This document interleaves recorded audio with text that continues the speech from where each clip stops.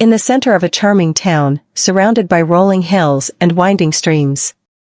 I grew up in a world far removed from the glitz and glamour of city life. Our small, weathered house, with its creaking wooden floors and windows offering views of sprawling fields, was a universe in itself. It was here, amidst the simplicity and warmth of family love, that my story began. My parents, though not affluent, were rich in kindness and wisdom. My father, a local carpenter, had hands that were roughened by years of labor but gentle in touch, crafting not just furniture but also instilling in me the values of hard work and humility. My mother, a schoolteacher, filled our home with books and stories, weaving tales that sparked my imagination and nurtured my dreams. Life in our small town was unhurried and unpretentious. Neighbors greeted each other with familiarity, and community events were the highlights of our social calendar. I cherished this life, finding joy in the small pleasures, the fresh scent of earth after rain, the rustling of leaves underfoot, and the chorus of birds at dawn. It was at the local library where I first encountered David. He was unlike anyone I had known, a visitor from the city with an air of sophistication yet an unassuming nature. His family was well known in the business circles, their wealth and influence reaching far beyond the city's skyscrapers. But David, with his easy smile and genuine interest in my mundane tales, was a refreshing anomaly in that world. Our initial conversations were tentative, like two worlds cautiously orbiting each other. He spoke of city life, the fast pace, the endless opportunities, and the dazzling lights. I shared stories of my town, the annual harvest festival, the serene walks by the stream, and the close-knit community. In those early days, we would often meet at the old park bench by the lake, our conversations stretching for hours. The lake, with its placid waters reflecting the changing hues of the sky, bore witness to our growing connection, an invisible thread weaving our disparate worlds into one. "Nancy," David said to me one evening, his voice tinged with a vulnerability I had not seen before, "I have always been surrounded by people who care more about wealth and status. But with you, I found a serenity that I didn't know existed. You've shown me a different way of life, one that's genuine and full of warmth." His words stirred something deep within me. "David, where we come from doesn't define us. It's who we are when we're together that matters. You brought a new perspective into my life, opening my eyes to dreams." I never dared to. As our relationship deepened, David confided in me about his family, particularly his mother, a woman of elegance but stringent expectations. He spoke of her with respect, yet there was an underlying concern in his words. She has her own ideas about who I should be with. I'm just worried about how she'll react to us," David expressed, his hand trembling slightly as I reached out to hold it in mine. "We'll face that together," I assured him. Love isn't about backgrounds or expectations, it's about two people who choose each other against all odds. The day David proposed was as unassuming as our love. No grand gestures, just a heartfelt promise of a life together. As I looked into his eyes, brimming with hope and love, I knew this was just the beginning. The evening I was set to meet David's family, my nerves were on edge. The grandeur of their mansion loomed large as we approached, a stark reminder of the different worlds David and I came from. David held my hand, giving me a reassuring look. "Just be yourself, Nancy. That's all you need to be," he said softly. "I just hope your mom doesn't think I'm out of place," I replied, a hint of concern in my voice. "Mom can be a bit much." "Just remember, I'm here with you," David assured me. As we entered the opulent dining room, David's mother, Orla, a statuesque woman with an air of austerity, greeted us. Her eyes quickly took me in, a flicker of disapproval passing over her face. "So, this is the young lady who's captured my son's heart." "Interesting choice, David," she remarked, her tone pointed. Dinner was an elaborate affair, the table set with dishes I couldn't even name. David's mother, ever the gracious host, offered me a plate with a sly smile. "I suppose these dishes might be a bit too sophisticated for your taste, Nancy. We can get something simpler if you'd prefer," she commented, her tone implying superiority. I felt a flush of embarrassment but managed a polite decline. "No, thank you. I'm always eager to try new things. As the evening progressed, her comments grew more pointed. She eyed my dress, a simple but neat outfit I had thought was appropriate. Is that what passes for evening wear in your town?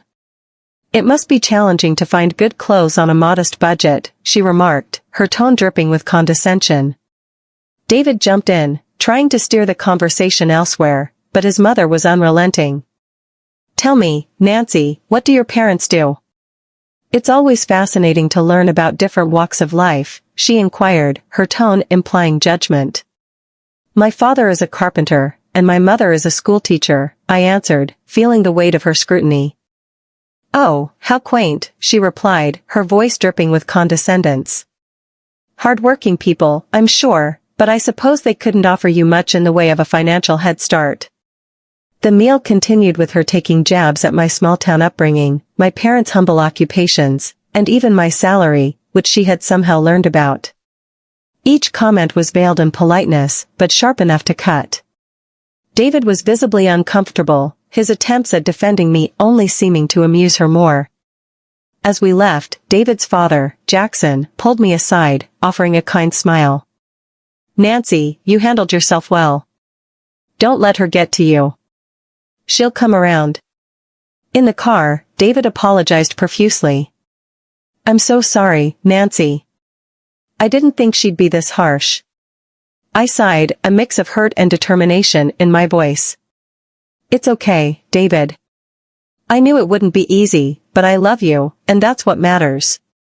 That night, as I lay in bed, the sting of his mother's words lingered, but beneath the hurt, a resolve was building. This was more than just about fitting in, it was a test of our love and my strength, and I was ready to face it head-on. As the wedding day approached, the air was thick with excitement and unfortunately growing tension.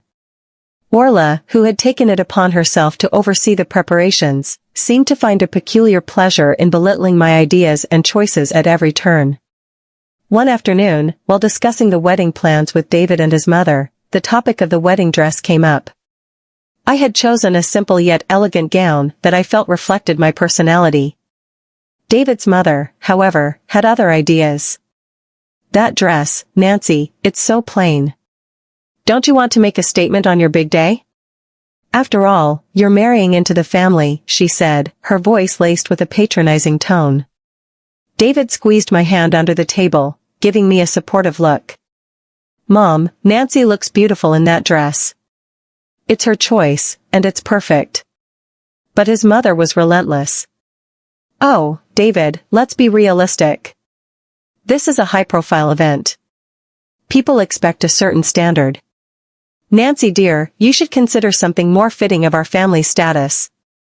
I tried to keep my voice steady, though I felt a sting at her words. I appreciate your concern, but I really love my dress. It's special to me. Her response was a dismissive wave. Well, it's your day, I suppose. But remember, it's not just about you, it's about how you represent us too. As the days went by, her comments became more frequent and cutting. Marian criticized the flower arrangements, the menu choices, even the invitations. Each remark was a subtle dig at my background and my inability to meet her lofty standards. David and I had many conversations about this, often late into the night. I can't believe she's being so difficult, David would say, frustration evident in his voice. I wish she could just see how amazing you are, how you make me happy. I would lie there, feeling his arms around me, a mix of love and sorrow in my heart. I knew it wouldn't be easy marrying into your family, but I didn't expect it to be this hard. The wedding day dawned bright and clear, a stark contrast to the turmoil churning within me. My parents and I had worked hard to make everything perfect, despite the constant criticisms from Marian. As I dressed in my simple but elegant gown, I hoped the day would pass without incident. The ceremony was beautiful, filled with love and heartfelt vows. David's eyes shone with affection and promise as we said our I do's. However, looming over the joyous occasion was the apprehension of the reception to follow, particularly the speeches. As expected, Orla took the microphone, her presence commanding the room's attention. The air was thick with expectation as she began to speak. Ladies and gentlemen, she started, her voice loud and clear. Today, we have gathered to witness the union of my son David with Nancy, let's say a person from a different circle. Whispers spread through the guests. I felt a cold shiver run down my spine. She continued, her words sharp and unyielding. While some may commend David for his charitable heart in lifting a beggar from the streets, we must be cautious.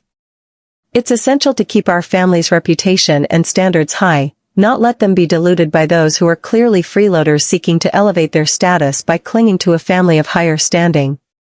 The room fell into a stunned silence. My parents looked at me, their faces a mix of shock and hurt. David's face was a mask of disbelief and anger. The guests, a mix of our friends and David's high society acquaintances, looked on uncomfortably, unsure of how to react.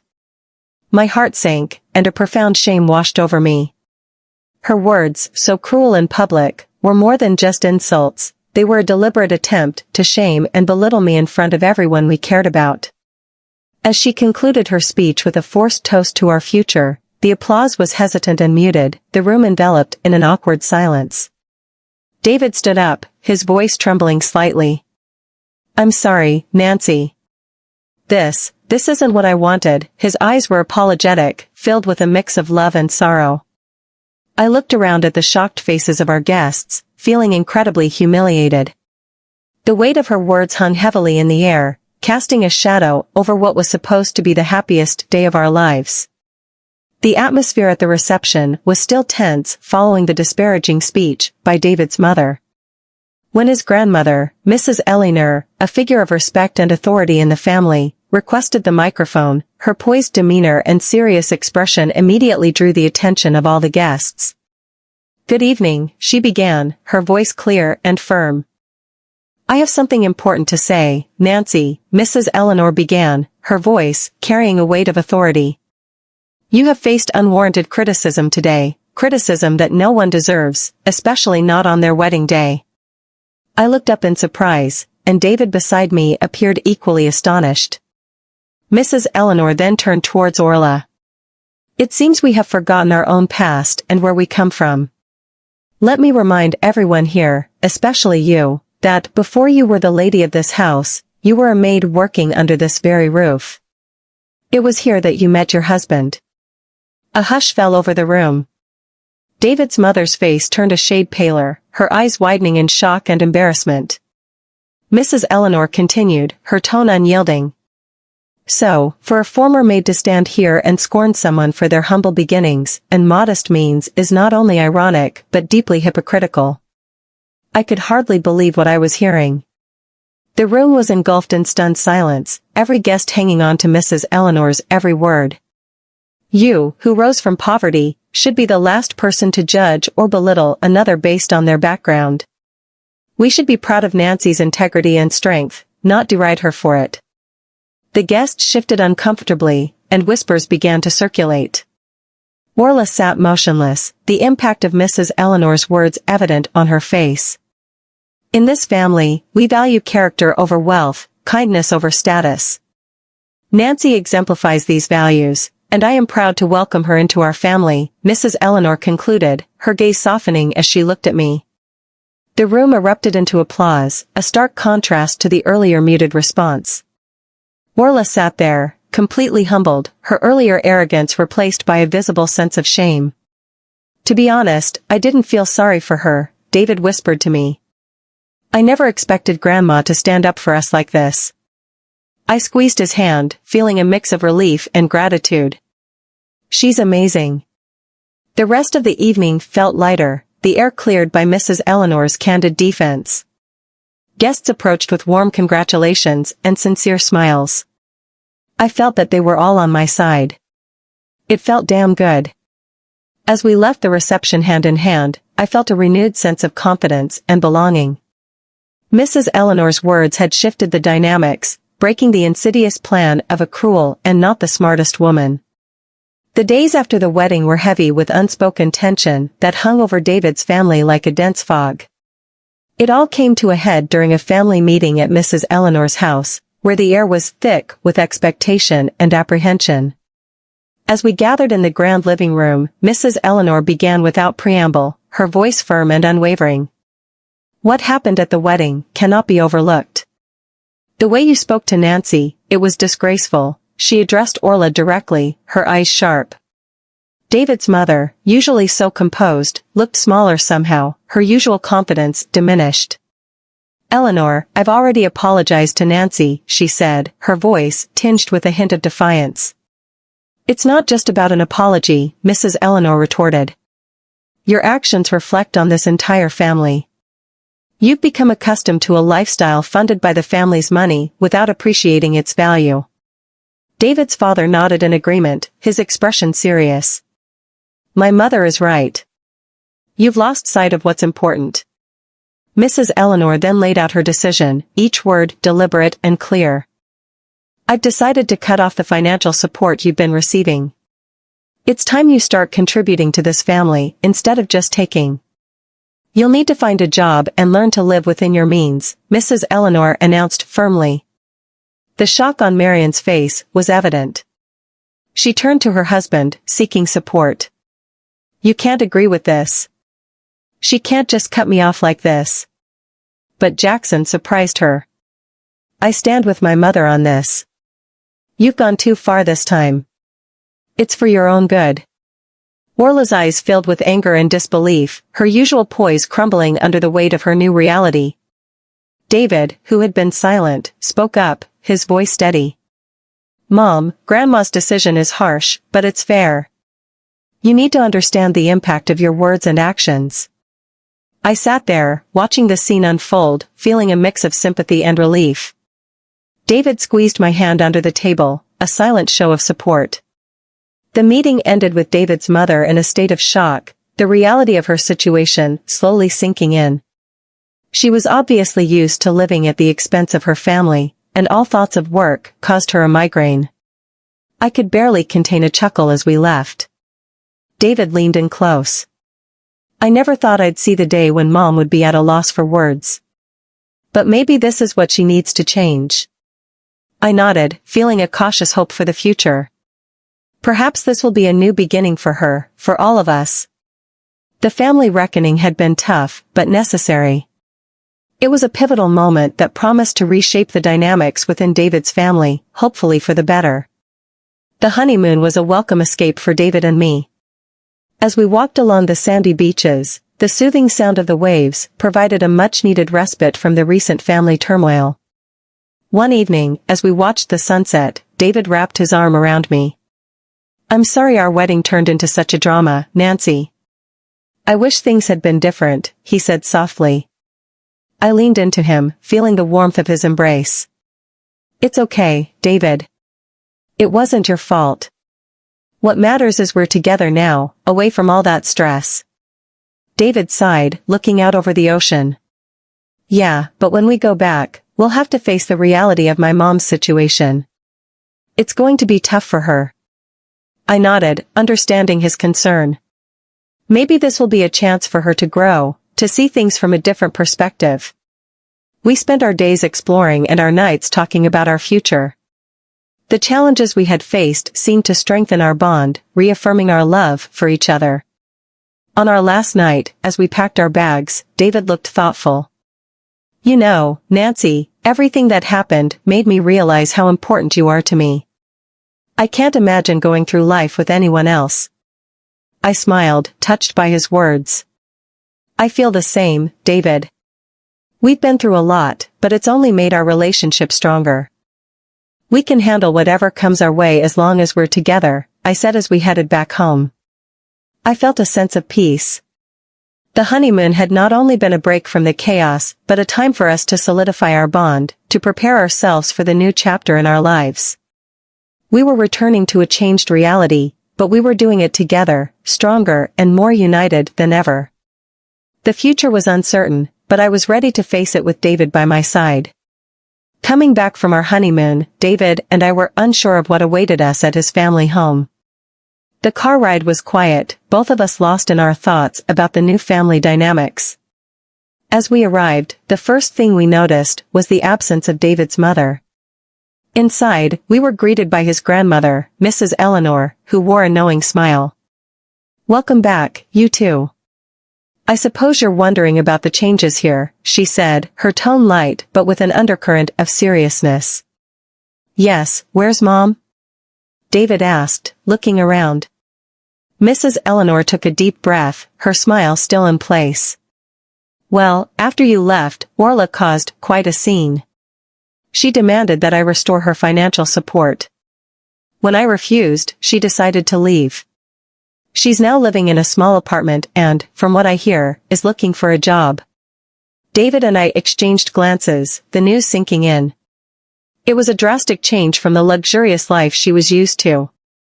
"And there's more," Mrs. Eleanor continued, leaning in as if to share a secret. "Your father is considering a divorce. He's had enough of her antics. Seems like she finally pushed him too far." "Well, she brought it upon herself," David said, his expression one of shock mixed with a hint of relief. "I can't believe it. I mean, I knew things would change, but this is more than I expected." I reached out, touching his arm. "It's a lot to take in, but maybe this is for the best. A chance for everyone to start fresh on a more honest footing." Dinner that night was an oddly serene affair. The absence of David's mother was felt, but not in the way we had anticipated. The conversation was more open, and for the first time in a long time, it felt like there was a real sense of family. As we drove home later that evening, David was pensive. "I always hoped for a change, but I didn't expect it to happen like this. It's going to be a big adjustment for Mom." I nodded. "It's a tough situation, but maybe it's a necessary step for her to grow, and for your dad too, to find some peace." The ride home was reflective, both of us contemplating the new reality we were returning to. The family we left before the honeymoon was not the same one we were coming back to. It was a sobering thought, but in many ways, a hopeful one. Change, though painful at times, was often the path to something better, and we were ready to face it together. Welcome back, and thank you for tuning into Cheating Tales Lab. We appreciate every single one of you. We'd love to know, what part of the world are you watching from right now? Let us know in the comments. Now, let's dive into today's story. Marshall Huffman's polished Oxford shoes clicked against the marble floors of Pinnacle Acquisition's executive floor. At 48, he cut an imposing figure, 6'2", broad-shouldered, with steel gray eyes that could dissect a balance sheet as easily as they could read a room. His tailored charcoal suit spoke of success, but it was his presence that commanded respect. "Morning, Mr. Huffman," his assistant Sarah called out as he passed her desk. "The Q3 merger projections are on your desk, and Mr. Lancaster wants to see you at 11. Marshall nodded, his mind already processing the day ahead. "Thanks, Sarah. Push the Transglobal meeting to 2. I want to review those projections first." Inside his corner office, Marshall settled into his leather chair, taking in the Manhattan skyline through floor-to-ceiling windows. 23 years at Pinnacle had earned him this view, along with the CFO position that made him Robert Lancaster's right hand. The thought of his CEO brought a slight frown to his otherwise composed features. His phone buzzed with a text from his wife, Isabella. "Charity committee meeting with Robert today. Don't wait up for dinner." Marshall's thumb hovered over the message. These meetings had become more frequent lately. He dismissed the thought. Isabella had been managing their social calendar for 15 years, and her networking had only helped their family's position. A knock at his door interrupted his thoughts. Alexandra, his eldest daughter, strode in with the confidence of someone who already saw herself in his chair. At 22, fresh from Harvard Business School, she carried herself with the polished grace of old money. Money Marshall had worked decades to provide. "Dad," she said, perching on the edge of his desk rather than taking a seat. "Robert mentioned there might be an opening in strategic planning. I thought I'd stop by and remind you that my Harvard network could be valuable there." Marshall studied his daughter's face. She had Isabella's features, the same honey blonde hair and green eyes. But lately, he'd noticed something else in her expression. Something calculated. "Alexandra, we've discussed this. Entry-level position. Please," she cut him off with a laugh that didn't reach her eyes. We both know I'm not entry-level material. Robert agrees with me. The casual use of his CEO's first name didn't escape Marshall's notice. He maintained his neutral expression, years of high-stakes negotiations serving him well. We'll discuss this at home, he said firmly. I have the trans-global merger to focus on. Alexandra's smile tightened. Of course, Dad. Mother's hosting dinner next week with the Lancaster family. Maybe we can discuss it then. After she left, Marshall pulled up the trans-global merger documents. The deal would be his largest yet, a $4.2 billion acquisition that would cement Pinnacle's position in the market. His phone buzzed again with a group text from his twins, Thomas and Timothy. Dad, need to discuss summer internship. Robert mentioned positions opening up. Marshall's jaw tightened. When had his CEO become so involved with his children's careers? The twins were only 19, sophomores at Yale, yet they spoke of Robert with a familiarity that seemed presumptuous for their age. A video call notification popped up on his screen, Victoria, his 17-year-old daughter, from her boarding school. Dad. Her face filled the screen, the prestigious Westfield Academy's limestone buildings visible behind her. The school's endowment committee is reviewing donations. Mr. Lancaster said you'd handle it? Victoria. Why are you talking to Robert about school donations? She rolled her eyes in a way that reminded him too much of Isabella. Mom said to ask him first. You're always so busy with work stuff. I am busy, Marshall replied, ensuring your tuition is paid and your trust fund grows. Speaking of which, how's your brother? Andrew's fine. He's probably in lacrosse practice. Oh, Mother said to remind you about next Thursday's dinner. After ending the call, Marshall leaned back in his chair, his mind working with the precision that had made him one of Wall Street's most respected CFOs. Something felt off, like when the numbers in a merger proposal didn't quite add up. The rest of his day passed in a blur of meetings and conference calls. The trans-global merger consumed most of his attention. The deal had to be perfect. By evening, most of Pinnacle's employees had left, leaving the office floors in silence. Sarah stopped by his office one last time. Mr. Huffman, will you be needing anything else? Mr. Lancaster and Mrs. Huffman left about an hour ago. Another charity meeting, I believe. Marshall noted the slight hesitation in Sarah's voice. No, thank you, Sarah. Have a good evening. He worked for another hour, reviewing performance reports and bonus structures. His own bonuses had been exceptionally generous over the years, Robert's way of recognizing his contribution to Pinnacle's growth. Those bonuses had funded their mansion in Greenwich, the children's education, Isabella's social endeavors. At 9:30, Marshall decided to head home early. The house would likely be empty. Isabella's charity meetings often ran late, but he had financial models to review in his home office. The drive to Greenwich was quiet, his Mercedes cutting through the cool autumn night. Their estate's gates opened automatically, security cameras tracking his car's progress up the winding driveway. The house stood impressively against the dark sky.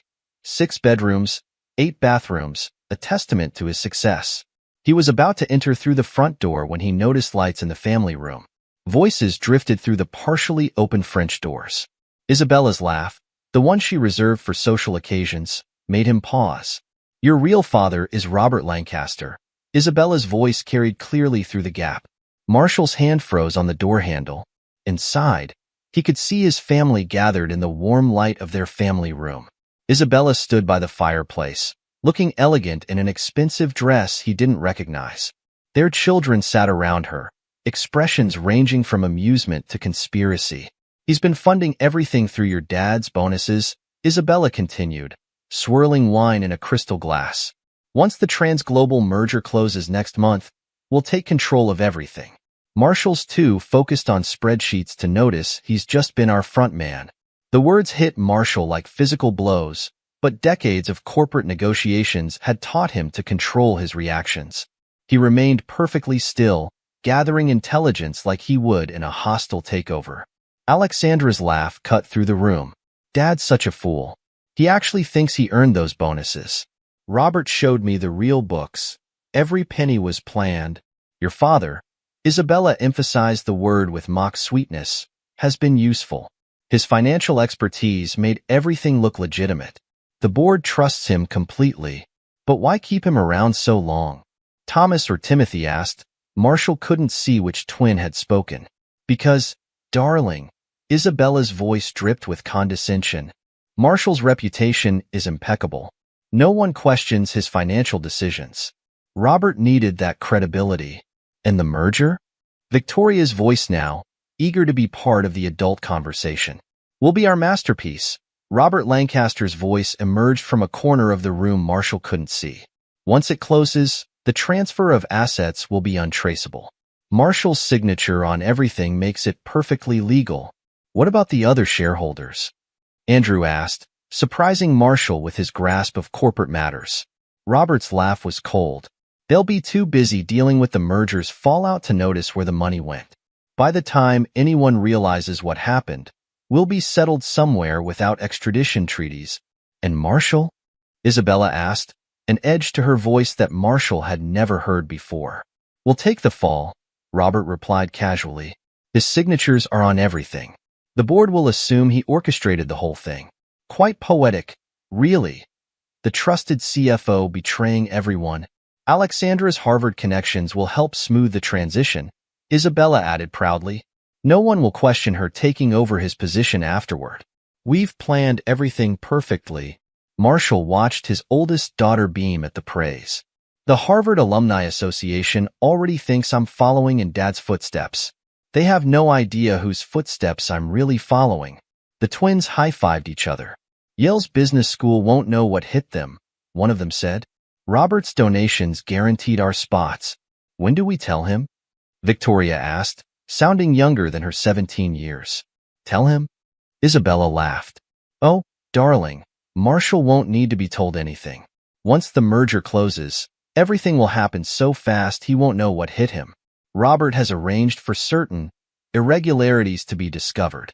Marshall's reputation will be destroyed so thoroughly, no one will believe a word he says. The timing has to be perfect, Robert added. The transglobal merger is complex enough that any financial discrepancies will be buried in the details. Marshall's own thoroughness works against him. He's documented everything so meticulously that his signature on the fraudulent documents will be unquestionable. Marshall had heard enough. With the same silent precision he used in corporate takeovers, he withdrew from the door. His mind was already cataloging information, forming strategies, identifying weaknesses in their plan. He made his way to his home office, careful not to make a sound. The room was his sanctuary, a place where he had structured countless deals, orchestrated mergers that had made Pinnacle a powerhouse. Now it would serve a different purpose. Logging into his secure terminal, Marshall began pulling up records. Years of transaction histories, bonus payments, offshore transfers, everything he had overseen as CFO. But now he looked at them with new eyes, seeing the pattern he had missed. Each major merger had corresponded with substantial bonuses to his accounts. Those bonuses had then been quietly transferred to shell companies, companies he now recognized as being controlled by Isabella.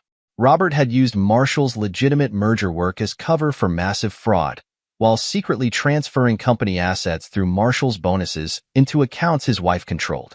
The scheme was brilliant in its simplicity. Marshall's reputation for financial integrity had made him the perfect unwitting accomplice. Every successful deal he closed for Pinnacle had been used to hide their fraudulent transfers. His own legitimate earnings had masked the illegal flow of funds. More disturbing were the documents he found regarding Alexandra, his daughter's Harvard admission, her internships, her entire career path. All had been orchestrated by Robert and Isabella. They had been grooming her to take over Marshall's position after the merger, using her Harvard connections to legitimize the transition. The transglobal merger would be their masterstroke. Marshall could see it clearly now. The complex transaction would provide cover for the largest asset transfer yet. By the time anyone unraveled the details, Robert and Isabella would be gone, along with billions in company assets. Marshall would be left to face federal investigators, his signature on countless fraudulent documents. Hours passed as Marshall dug deeper, documenting everything. His financial expertise, the very skill Robert and Isabella had exploited, now served to uncover their decade-long conspiracy.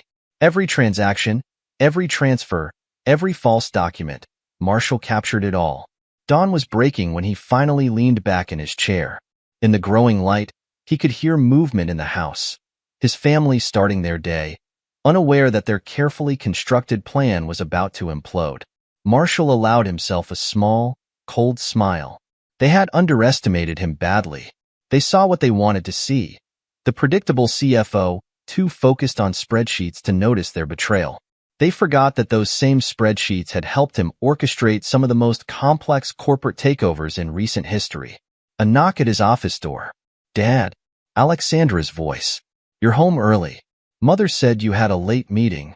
"Just reviewing some merger documents," Marshall replied evenly.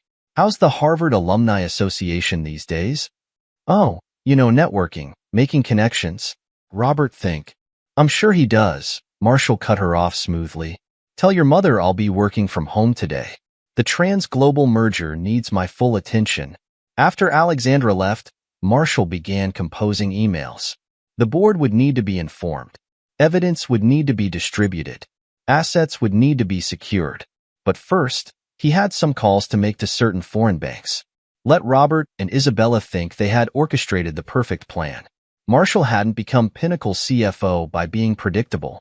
By the time they realized their mistake, it would be far too late. The morning sun cast long shadows across his desk as Marshall began implementing his counterattack. In the house beyond his office, his family went about their morning routines, confident in their secrets. Marshall allowed himself another small smile. They had taught him an invaluable lesson about family loyalty.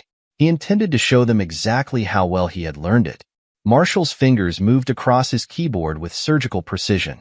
Dawn's first light crept through his home office windows, but he hadn't slept. Sleep was a luxury he couldn't afford, not when every minute counted.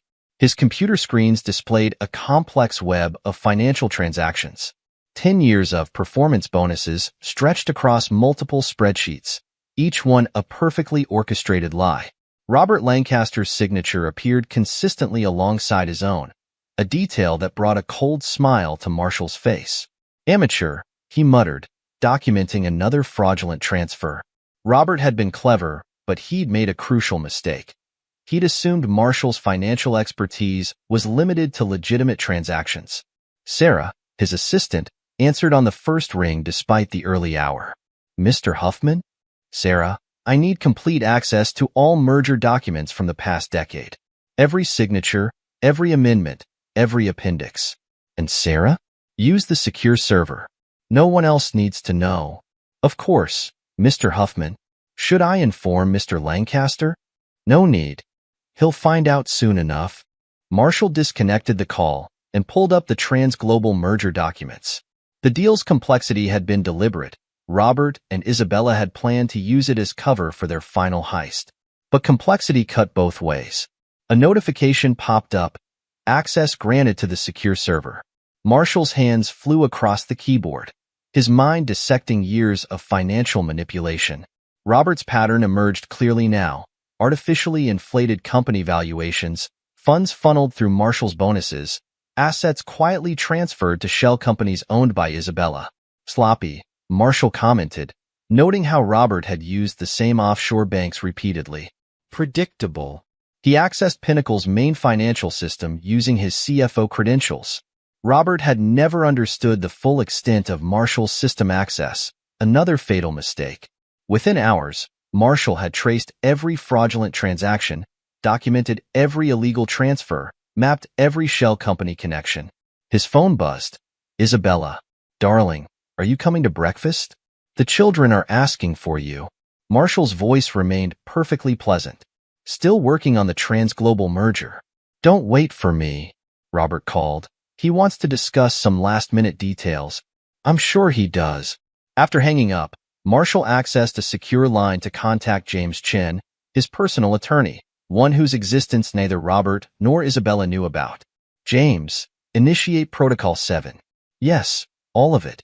"And James?" "Make it ironclad." The next hours passed in a blur of precise financial maneuvers. Marshall methodically transferred all legitimate company assets into secure holding companies, his actions masked by the merger's normal activities. Robert's planned poison pills were identified and neutralized one by one. A knock at his office door. Dad, Alexandra's voice. Mother says you've been in here all night. The merger requires attention, Alexandra. Or perhaps Robert hasn't explained that part to you. A pause. I don't know what you mean. Of course not. Tell your mother I'll be busy all day. The transglobal deal needs my personal touch. After Alexandra's footsteps faded, Marshall accessed another secure line. Mr. Zhao? Yes, about those offshore accounts. Execute option B. All of them. By mid-morning, Marshall had compiled an exhaustive record of Robert and Isabella's decade-long conspiracy. Every fraudulent transaction, every manipulated valuation, every illicit transfer, all documented with meticulous precision. His findings revealed the true scope of Robert's ambition. The transglobal merger wasn't just another deal. It was meant to be a corporate extinction event. Sarah's voice came through the intercom. Mr. Huffman, Mr. Lancaster is asking about the merger documents. Tell him they'll be ready by end of day. And Sarah? Thank you for your loyalty over the years. Marshall turned to the wall safe hidden behind an original Rothko, a gift from Robert, ironically. Inside lay USB drives containing evidence of tax fraud, embezzlement, and securities violations. Each drive was perfectly organized, ready for distribution to board members. His phone buzzed again. Thomas and Timothy in a group chat. Dad, Robert mentioned board meeting tomorrow. Still good for Yale summer internships? Can't. Marshall's reply was brief. Focus on your studies. Tomorrow will be educational.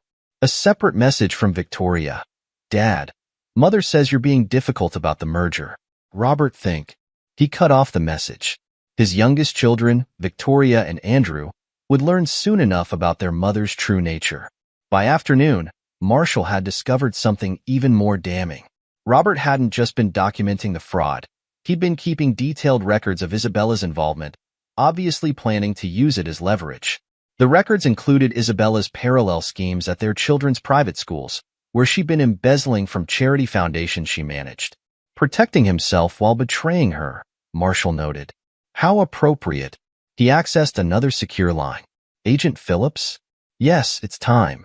Everything will be on your desk by morning. And the offshore accounts? Yes, all of them. You'll find Mrs. Huffman's fingerprints particularly interesting. The sun was setting when Marshall finished his final preparations. His counterattack was orchestrated with the same precision he'd applied to his most successful mergers. Every detail was accounted for, every contingency planned for. Sarah's voice came through one last time. Mr. Huffman? The board members are confirmed for tomorrow's emergency meeting. Thank you, Sarah. One last thing. Please ensure those USB drives are placed at their seats before the meeting. Marshall stood at his office window, watching the estate's security cameras on his tablet. Isabella's car was pulling up. Another charity meeting with Robert had run late. His children's vehicles were all accounted for, everyone home for what they thought would be a normal family dinner. His phone buzzed with a message from Robert. Marshall, need to discuss some concerning irregularities in the merger documents. Urgent meeting tomorrow, 8 a.m. Marshall allowed himself a small smile as he typed his reply. Of course, Robert. I've found some irregularities myself. Tomorrow will be illuminating. He watched through the security feed as Isabella entered the house, her designer handbag, a gift from Robert, swinging carelessly. Alexandra's voice drifted up from downstairs, discussing Harvard Alumni Association contacts. The twins were arguing about Yale's business school requirements, while Victoria and Andrew debated which summer house they'd use after the merger. Marshall turned back to his computers, implementing the final phases of his plan. By morning, Robert and Isabella's carefully constructed world would collapse. The evidence was irrefutable, the documentation perfect, the trap inescapable. His phone buzzed one last time. Isabella again. Darling, aren't you joining us for dinner? The children want to discuss their future plans. Marshall's reply was succinct. Still working. The future requires careful planning. He turned back to his work, his movements precise and purposeful. They had taught him valuable lessons about family, loyalty, and betrayal. Tomorrow, he would demonstrate exactly how well he had learned them. The night deepened as Marshall executed the final stages of his counterattack. Each move was calculated, each action deliberate. Robert and Isabella had spent a decade building their fraudulent empire. Marshall would dismantle it in a single day. Sarah's final message of the night appeared. "Everything is in place, Mr. Huffman. The board members will receive their notifications at dawn." "Thank you, Sarah. Tomorrow will be a day of revelations." In the house below, his family continued their evening, unaware that their carefully constructed facade was about to shatter. Marshall allowed himself another small, cold smile. They had mistaken his precision for predictability, his attention to detail for blindness, his loyalty for weakness. Tomorrow, they would understand their error. The night grew later, but Marshall's focus never wavered. His screens displayed the culmination of his work, a comprehensive map of Robert and Isabella's criminal enterprise, ready to be exposed to the world.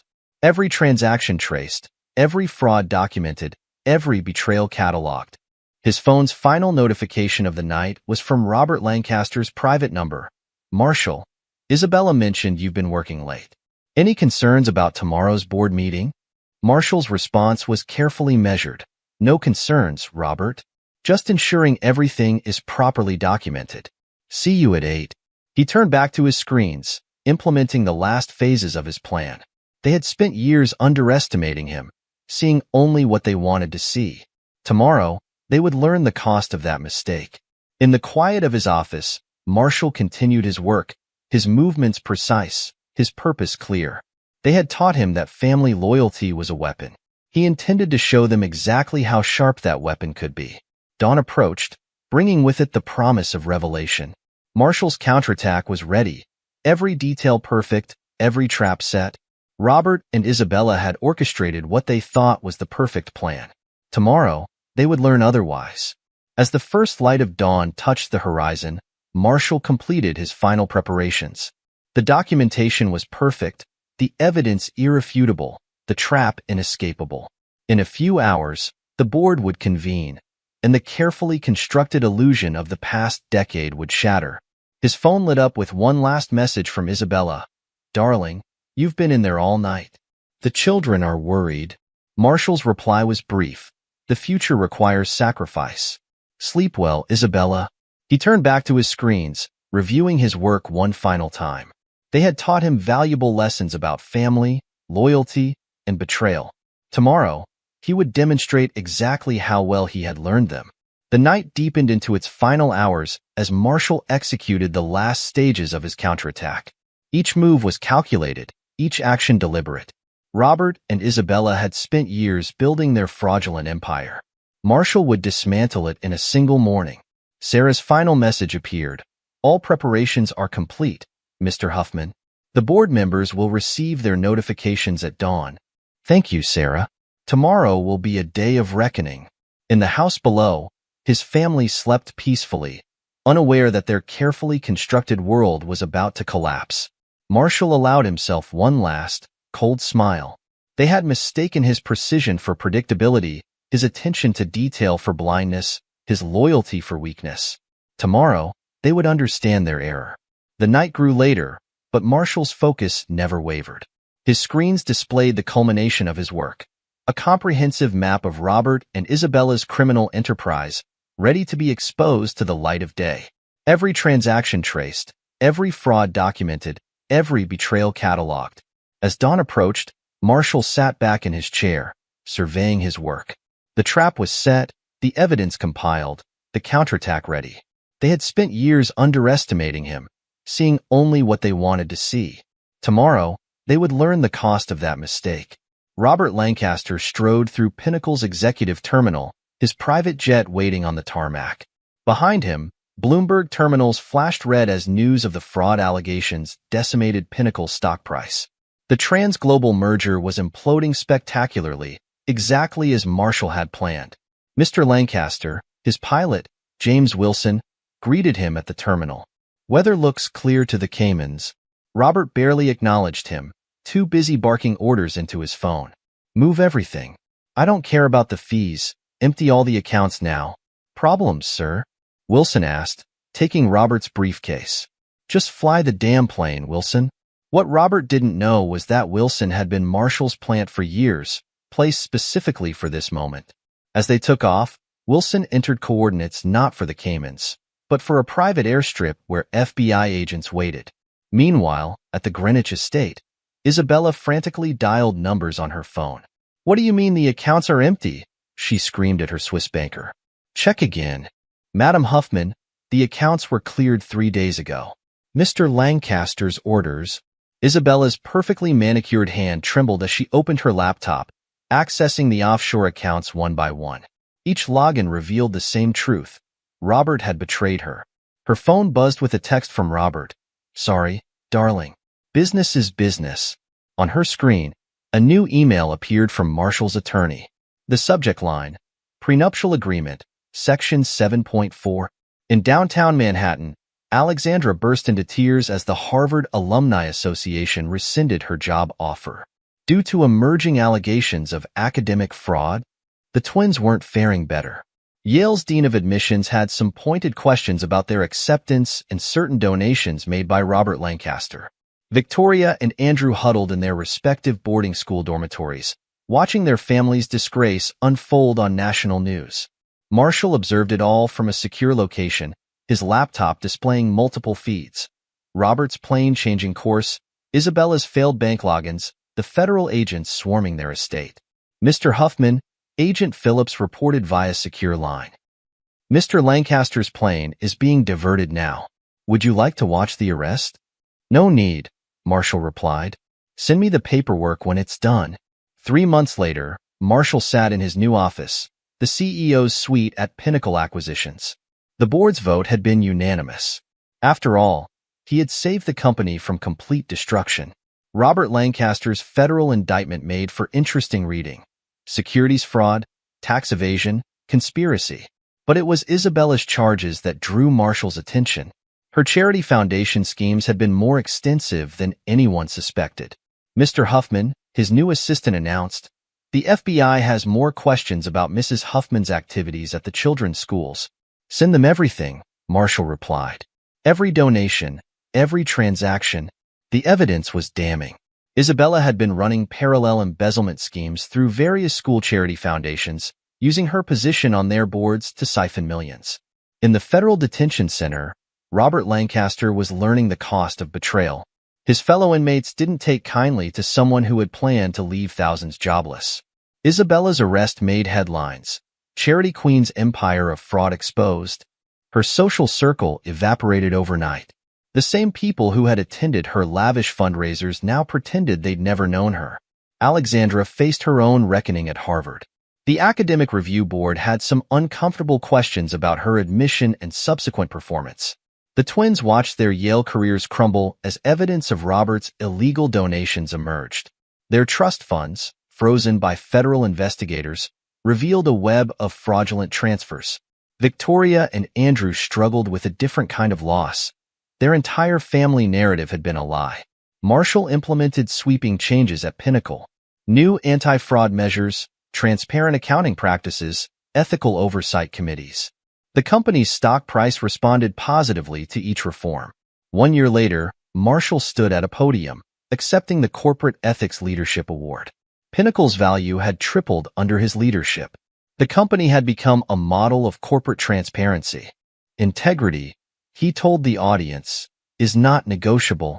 His eyes swept over the crowd, noting the absent faces of his former family. Alexandra was fighting to keep her Harvard degree. The twins had been expelled from Yale. Victoria and Andrew were learning harsh lessons about trust and betrayal. Robert watched the ceremony on prison TV, his 30-year sentence stretching before him.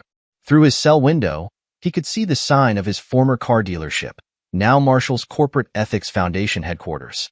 Isabella, awaiting her own trial, discovered the final irony of her betrayal.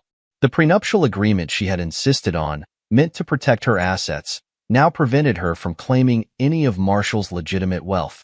"Your Honor," her lawyer argued in court, "Mrs. Huffman's charitable work, you mean her systematic embezzlement from school foundations?" The judge wasn't impressed. Marshall's foundation became a leader in exposing family-based corporate conspiracies. Its first case study, The Bonus Plan, became required reading at business schools. The story of how one family's greed nearly destroyed an empire, and how integrity ultimately triumphed, served as a warning to corporate America. Marshall's name became synonymous with ethical leadership, while Robert and Isabella became cautionary tales. In his CEO's office, Marshall reviewed the final numbers.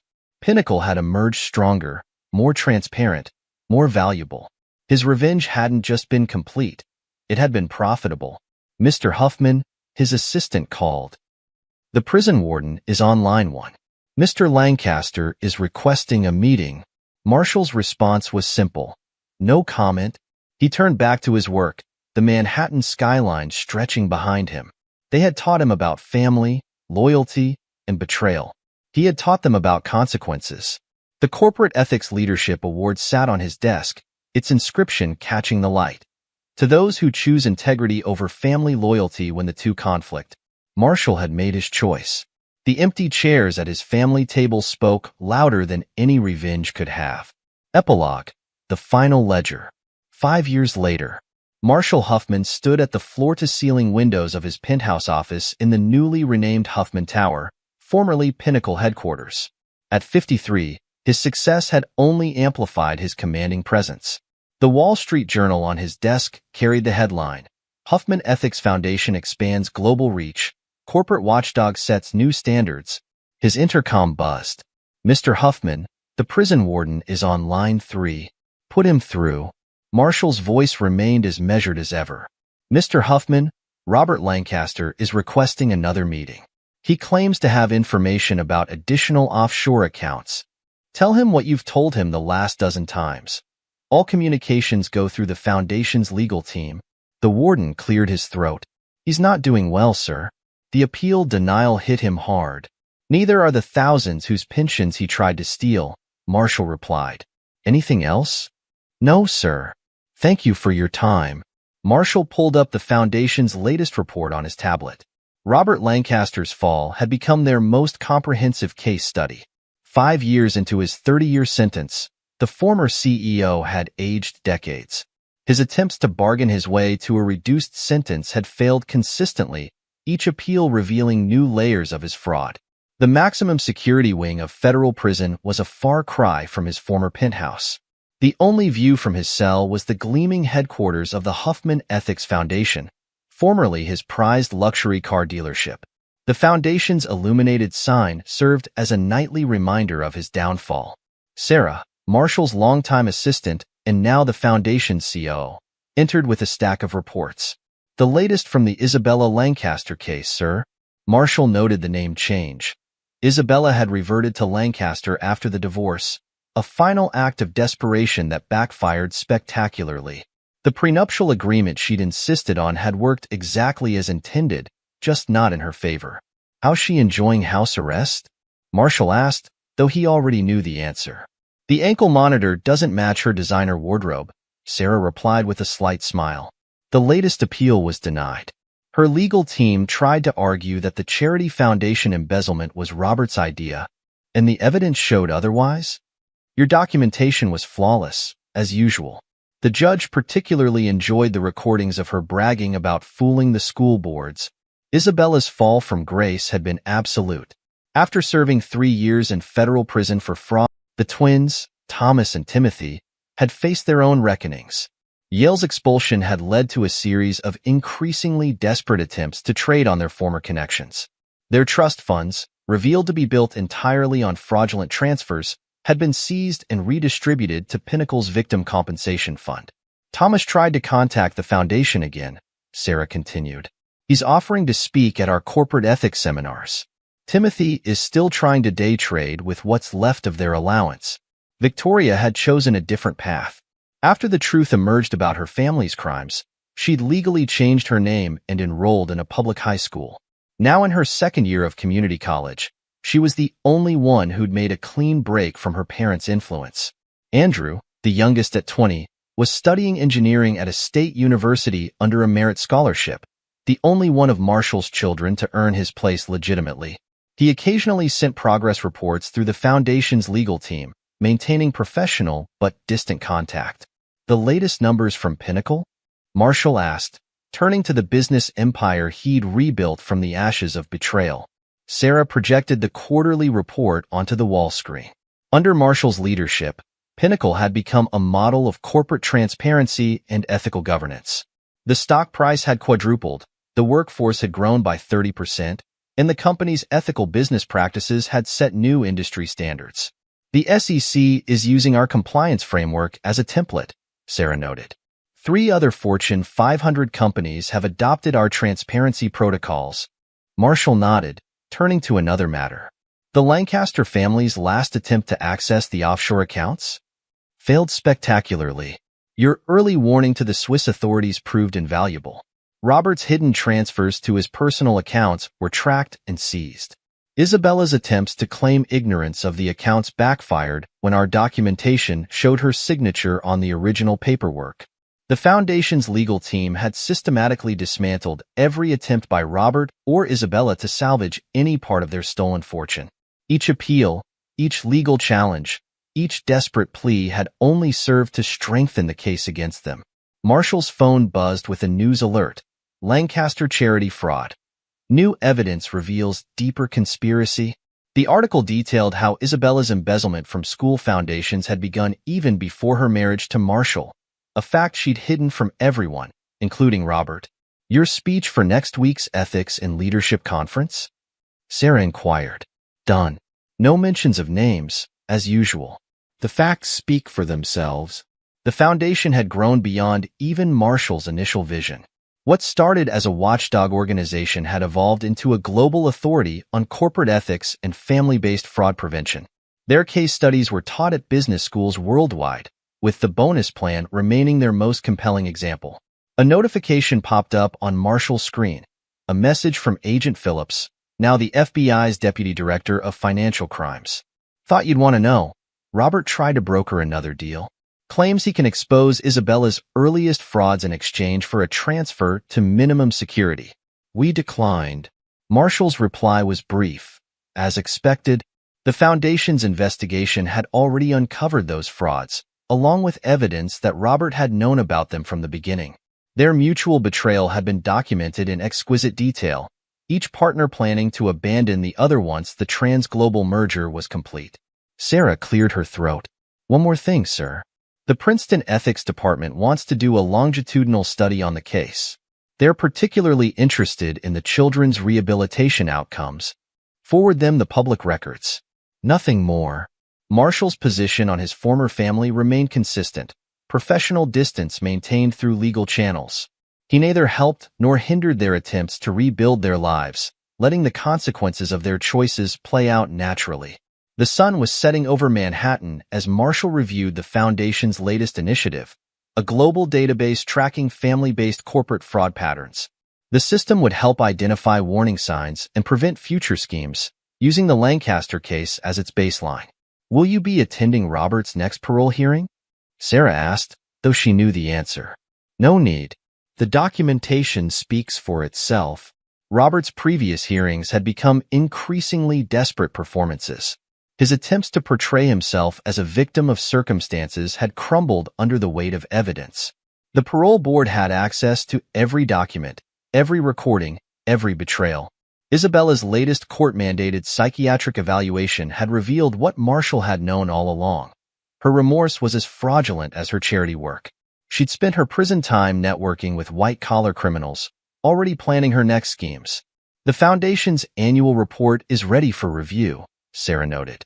The section on preventing inherited positions of trust is particularly relevant. The report detailed how family connections had been used to disguise financial fraud, using the Lancaster case as its primary example. Alexandra's grooming for Marshall's position, the twins' fraudulent Yale admissions, Victoria and Andrew's planned roles, all had been documented and analyzed. Marshall's phone buzzed again, a message from his corporate ethics professor at Harvard Business School. Your case study has transformed our curriculum. Would you consider giving this year's commencement address? He typed a brief acceptance. The irony wasn't lost on him. The institution that had unknowingly hosted part of Robert and Isabella's scheme would now hear from the man who exposed it. As night fell over Manhattan, Marshall stood at his office windows one last time. The city stretched before him, its lights reflecting off the Huffman Tower's glass facade. In a cell hundreds of miles away, Robert Lancaster would be watching the Foundation's sign illuminate the darkness. In her modest apartment, Isabella would be planning another doomed appeal. Their children, scattered across the country, would be facing their own daily reminders of choices and consequences. Alexandra in her entry-level position, the twins in their failed trading ventures, Victoria in her community college classes, Andrew in his engineering studies. Sarah appeared at his door. "Car's ready, sir." The Foundation's board meeting starts in 30 minutes. Marshall gathered his papers. The Foundation's latest initiative would help other companies identify and prevent family-based fraud schemes. The Lancaster case would continue teaching its lessons long after its principals had faced their final judgments. "One last thing," Sarah added. Isabella's publisher reached out again about the book deal. "Same answer as always," Marshall replied. "Let the evidence tell the story." He stepped into the elevator, descending toward the Foundation's headquarters. The former luxury car dealership had been transformed into a center for corporate ethics research, its mission statement carved in marble.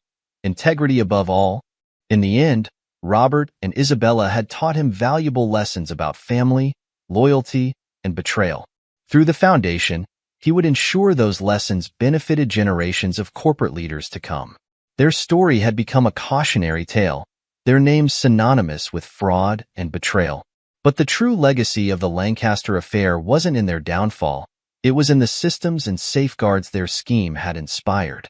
Marshall's revenge hadn't just been complete. It had been transformative. The empire they tried to steal had become a fortress of corporate integrity, their betrayal fueling a global movement for ethical business practices. As his car pulled away from the tower, Marshall allowed himself a small smile. They had taught him about the price of trust. He had taught the world about the value of truth. The final ledger was balanced. The books were closed. The bonus plan had paid its last dividend. This is where our story comes to an end. Share your thoughts in the comment section. Thanks for your time. If you enjoy the story, please subscribe to this channel. Click on the video you see on the screen, and I will see you there. Cheating wife's devious plot to eliminate me for wealth backfires as I uncover her scheme. Why do the wicked thrive while the honest suffer? It's because most people are generally decent and truthful. We trust others to act the same, leaving us vulnerable to those who deceive without remorse. Gina Giannopoulos, now Gina Giannopoulos McMillan, showed me this hard truth. I'm Alex McMillan, her ex-husband. One day my Lexus had engine trouble. Dominic, who serviced my cars for a decade, called me in for a talk, leading me to a private office at Marshall Motors. "Alex, the engine's fine, just the belt's loose, but there's a problem with the brake line," Dominic said gravely. "It's been tampered with. There's enough fluid for normal stops, but if you needed to brake hard or go down a steep hill, it could have been disastrous." I was stunned. 6 months ago, Gina and I moved into a sleek new house in the suburbs, nestled in quiet woods, but at the bottom of a steep cul-de-sac. If I had driven home, it could have been fatal. "Dominic, keep quiet about this for now. Have you fixed it?" "Not yet." "This is serious. I need to call the police," he replied. "Hold off," I suggested. "Take a photo, document everything, but let's wait. Leave the car in the backyard, and I'll rent one of your old cars for a few days. There are security cameras, right?" Dominic hesitated, then nodded. "Yes, there are." "Whoever's behind this will likely try to cover their tracks once they realize I'm alive. I suspect they'll attempt to steal the car from the parking lot soon, so I'm holding off on involving the police until then. Meanwhile, we'll have camera footage to provide them." After leaving the rented blue Corolla in my driveway, I took the day off to contemplate the attempt on my life, likely motivated by money. As president of Apex, a $6.8 billion software company, I suspected it was part of an attack on the company. With Carmelita, our cook and housekeeper, away for the day and the house quiet, I pondered potential culprits and motives. Calling Jeff, head of the security firm Apex employs, I arranged for a discreet audit of our systems and financial records. I provided Jeff with a temporary password for access and instructed my secretary Meredith to facilitate their visit. With preparations in motion, I continued my investigation. Though I didn't expect to find anything significant on our home computer, just out of curiosity, I attempted to access Gina's files, including her email, only to find them password protected. It struck me as odd. What could she be hiding, unless it was something innocent like planning a surprise party? I resolved to inquire about it later. Around 4:30, as I sipped tea in the kitchen, Gina entered and was visibly shocked by my presence. Her reaction was unlike anything I'd seen before. Her mouth dropped, she turned pale, and she leaned heavily against the doorframe. "Alex, why are you here?" Gina asked, startled. I gently reminded her that I lived there. She composed herself and joined me at the table, mentioning my early arrival and the absence of my car outside.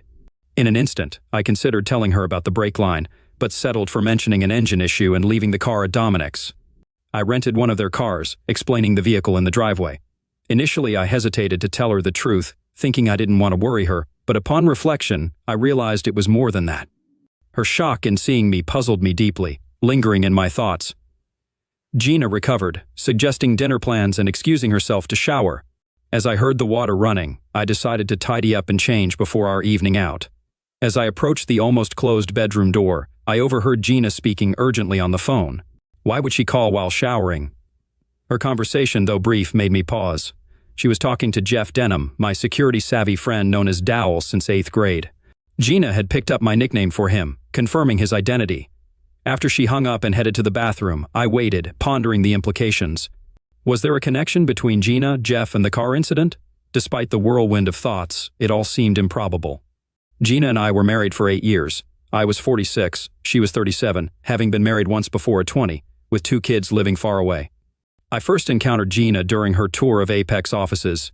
Intrigued, I orchestrated a lunch date through a mutual friend, which proved successful.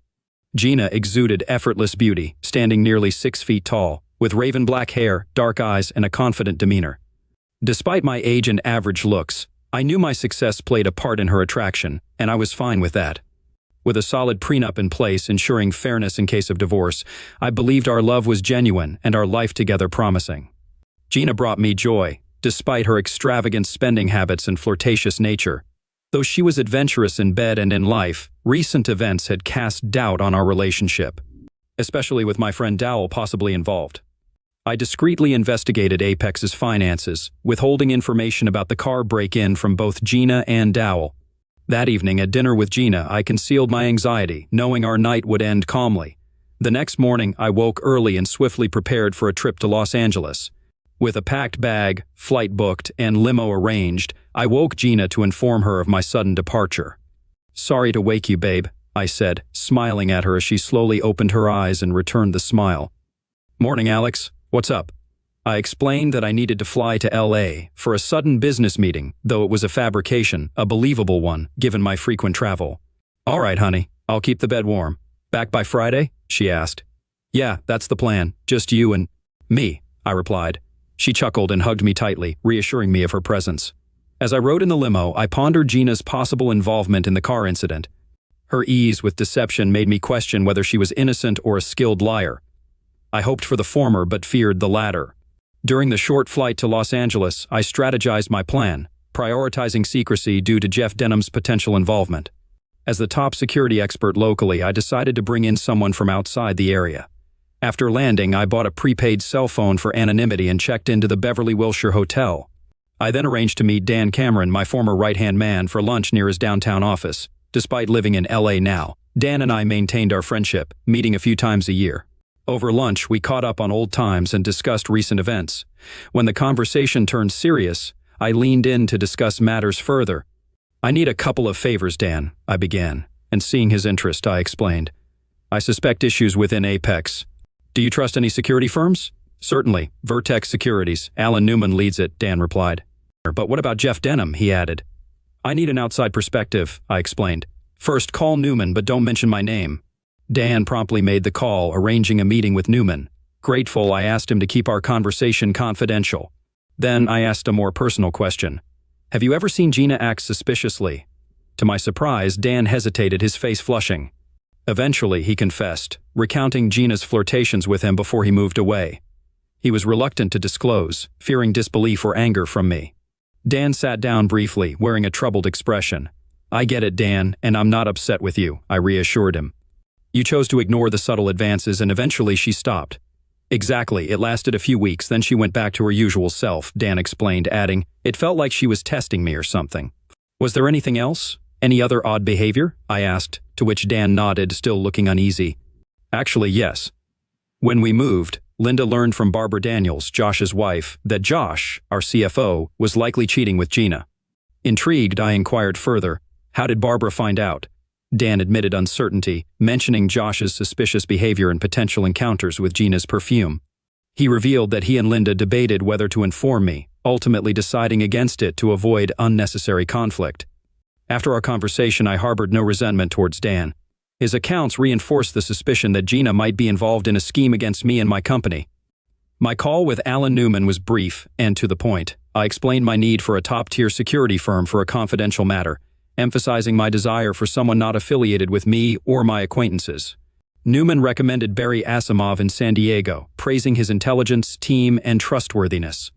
At my request, Newman connected me with Asimov and arranged a meeting for the following morning at 10 a.m. without disclosing my identity. Back at the hotel, I called Dan Cameron and asked him to rent a car from Hertz, ensuring it wouldn't be traceable.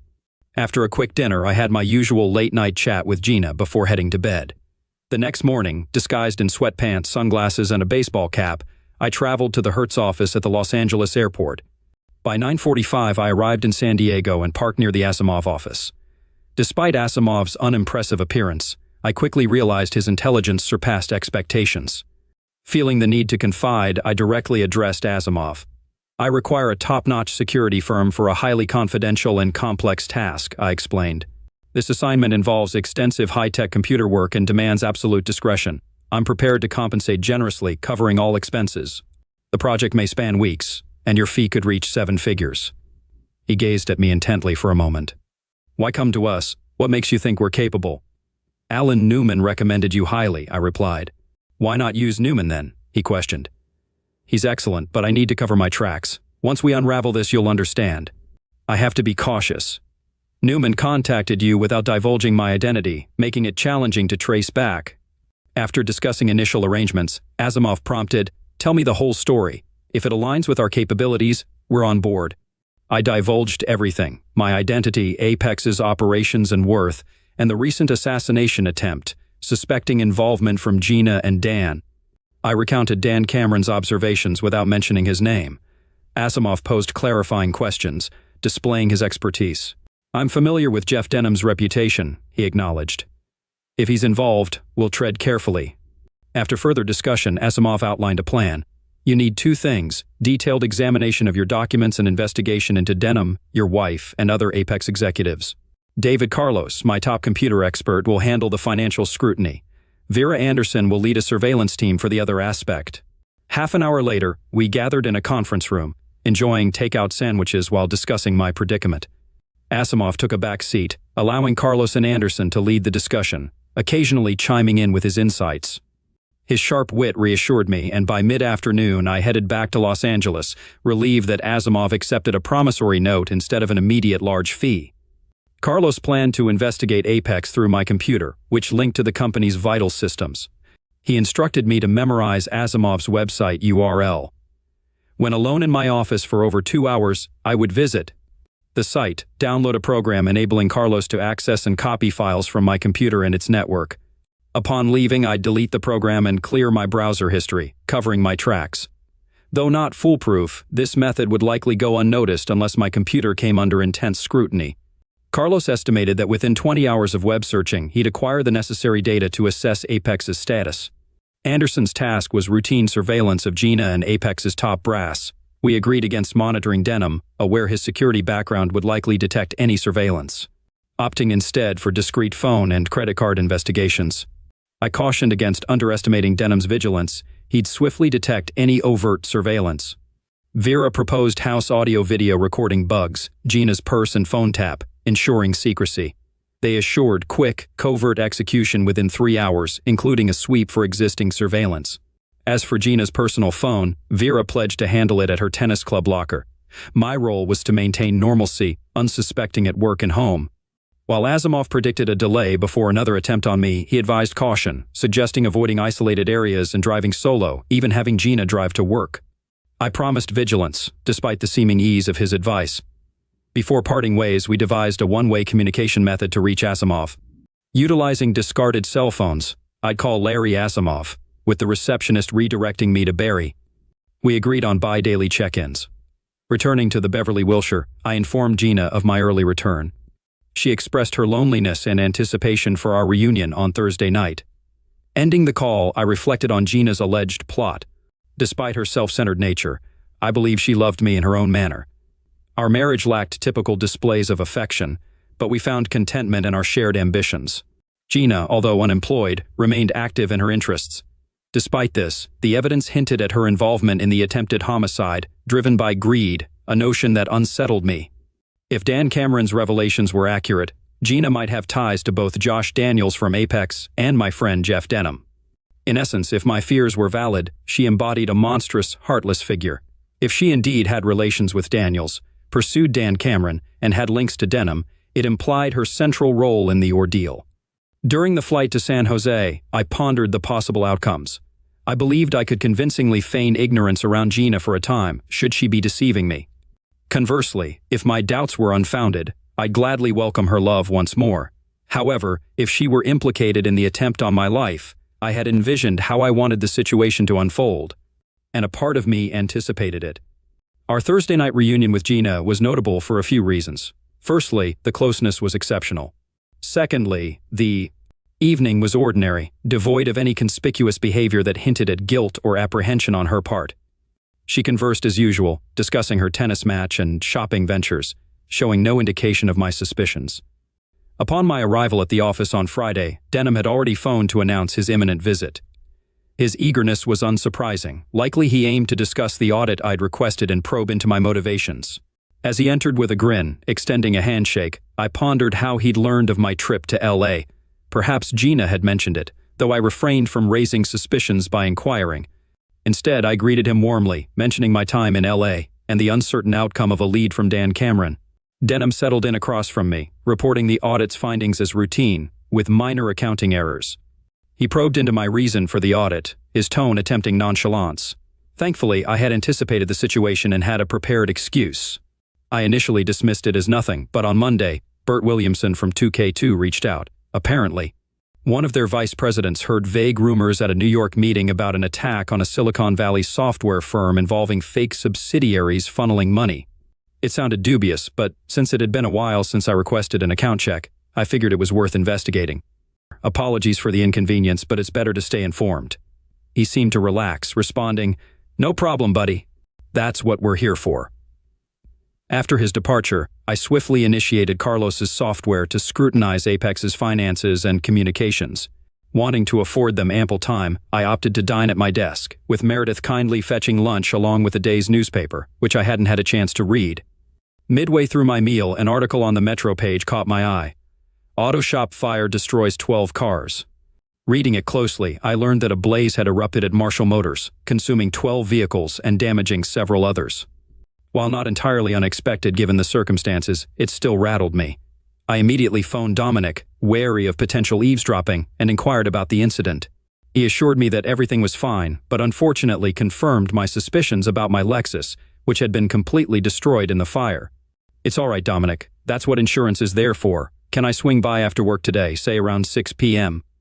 We agreed on the time, ending the call. While I doubted the security tapes at Marshall Motors had captured anything suspicious, I intended to have Asimov's team review them, just to be thorough.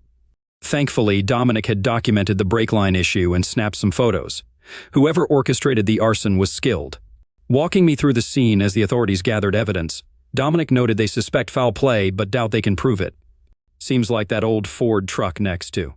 Your Lexus had a gas leak, igniting a chain reaction. The blast engulfed the other cars, he said.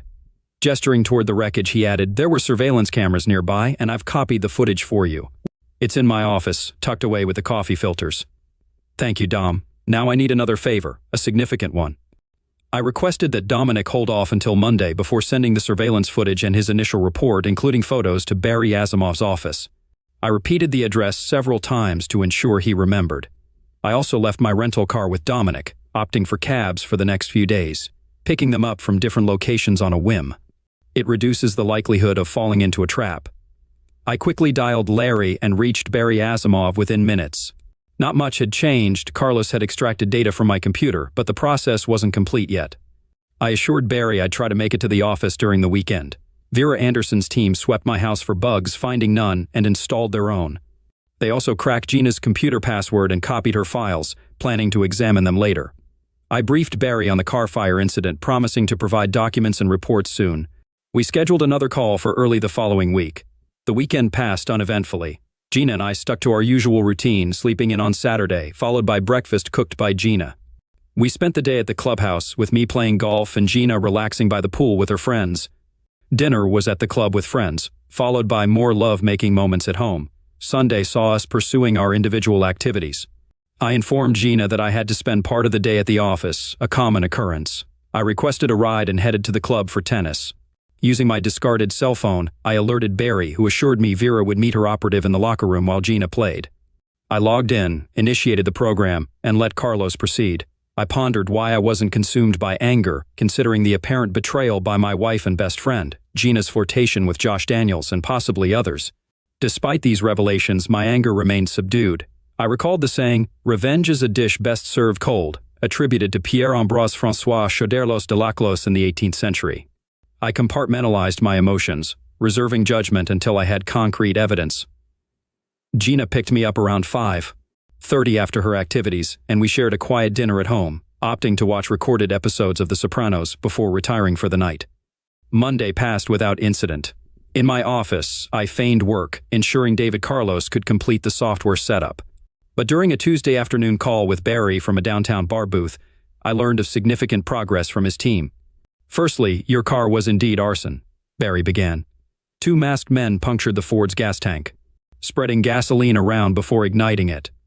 I inquired about Dominic's evidence, suggesting it could implicate the perpetrators. Barry agreed, but noted the challenge of linking it to Denham or my wife without further proof. Moving on, Barry disclosed David's findings on my computer. They suspect a year-long embezzlement scheme totaling around $2 million. David believes he can trace it back to a specific office computer with more time. Concerned about recovering the funds, I asked about the possibility of reimbursement, to which Barry expressed skepticism, advising recourse through legal action if the culprit can be identified.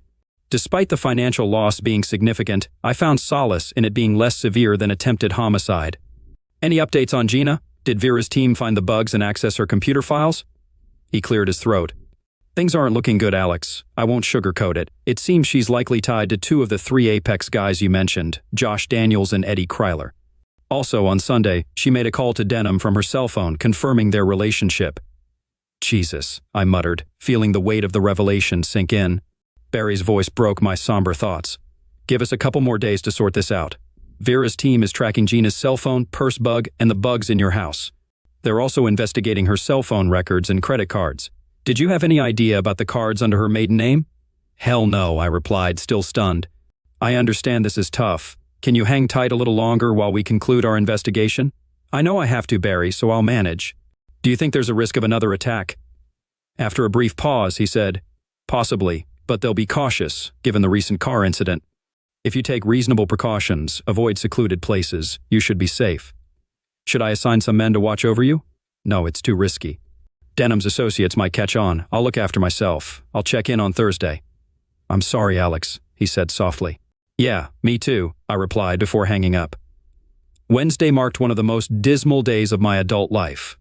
I faced the grim reality of my failing marriage and the betrayal of my closest friend, harboring the unsettling knowledge that one or both of them sought my downfall. Stuck in the office, I feigned productivity, engaging in sporadic conversations with Meredith while my mind churned with thoughts of vengeance. Though the specifics hinged on Barry's findings, the broad strokes of my retaliatory plan were already etched in my mind, fueling a growing sense of indignation and anticipation. Come Thursday, I delayed my call to Asimov, allowing his team ample time for investigation. By 4 p.m., I opted for a haircut and then retreated to a diner, hunkering down with a cup of coffee to dial Barry. Our conversation stretched nearly an hour, peppered with queries, clarifications, and strategizing. With the call concluded, he wished me luck, and we bid farewell. Armed with newfound information, I resolved to press forward. That evening, I maintained my facade at home, reciprocating Gina's affection as usual. Over a dinner of Carmelita's fried chicken and a movie, I contemplated the imminent end of our physical closeness, perhaps even our emotional connection altogether. Wanting to avoid Gina, I left early on Friday and grabbed a quick breakfast, opting for Gina's BMW convertible on the way to the office. I aimed for a safer commute today, though Gina would likely be annoyed by the disappearance of her car. By day's end, it would be the least of her concerns. Upon Meredith's arrival at 9, I summoned her to my office, presenting her with a list of tasks. "I'll need to adjust my schedule today," I informed her. "Could you handle setting this up for me?"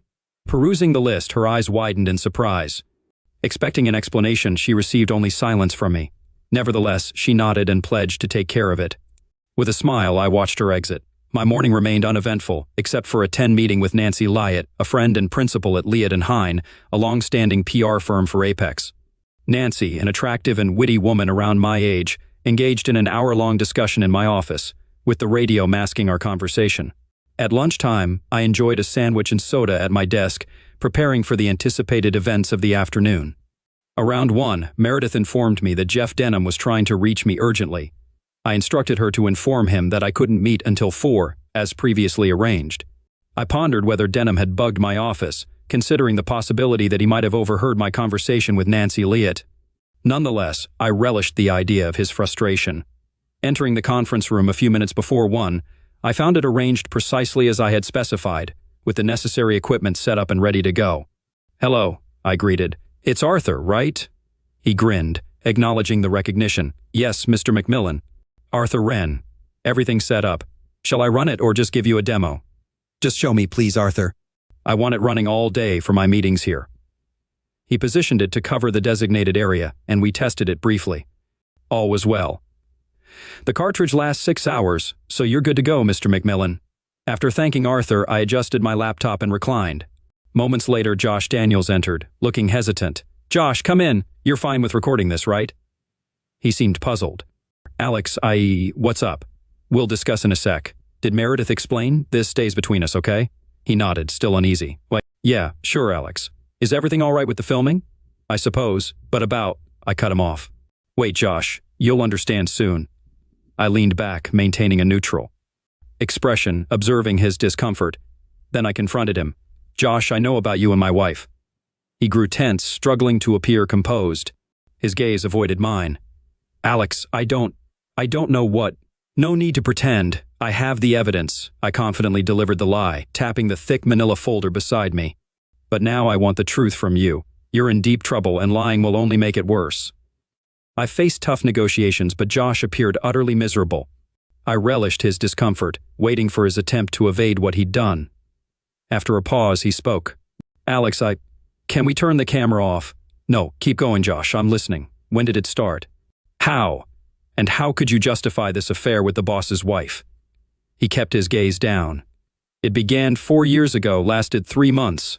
Gina seduced me. It's that simple. Linda and I knew you both for years." Gina flirted. Who wouldn't? Then, at a Christmas party, she heavily flirted with me. I didn't believe it until she called me, asking to come over when you were away. I tried to leave, but she insisted, locked the door, and confessed her desires. I knew it was wrong, but I stayed. She led me to the bedroom, and we spent 2 hours together. Josh slumped in defeat, his head resting on his hands as he gazed at the floor. "How long did it last, and how did it end?" "That's how it went. Then one day she abruptly ended it, not even being particularly kind. I think it was because I refused to comply with her wishes." "What did she want?" I inquired, breaking my silence since the confession began. He met my gaze.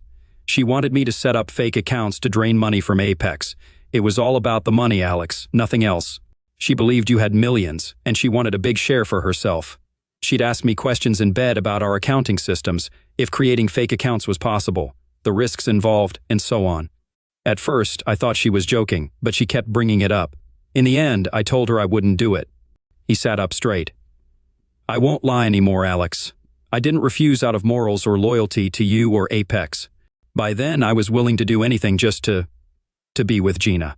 But I couldn't see a way to do what she wanted without risking getting caught, and I wasn't willing to go to jail, not even for her. When Gina realized I wouldn't comply, she ended things. Fortunately, it happened before Linda could find proof of the affair. I repeatedly denied it, fabricating stories and swearing it was just work-related projects.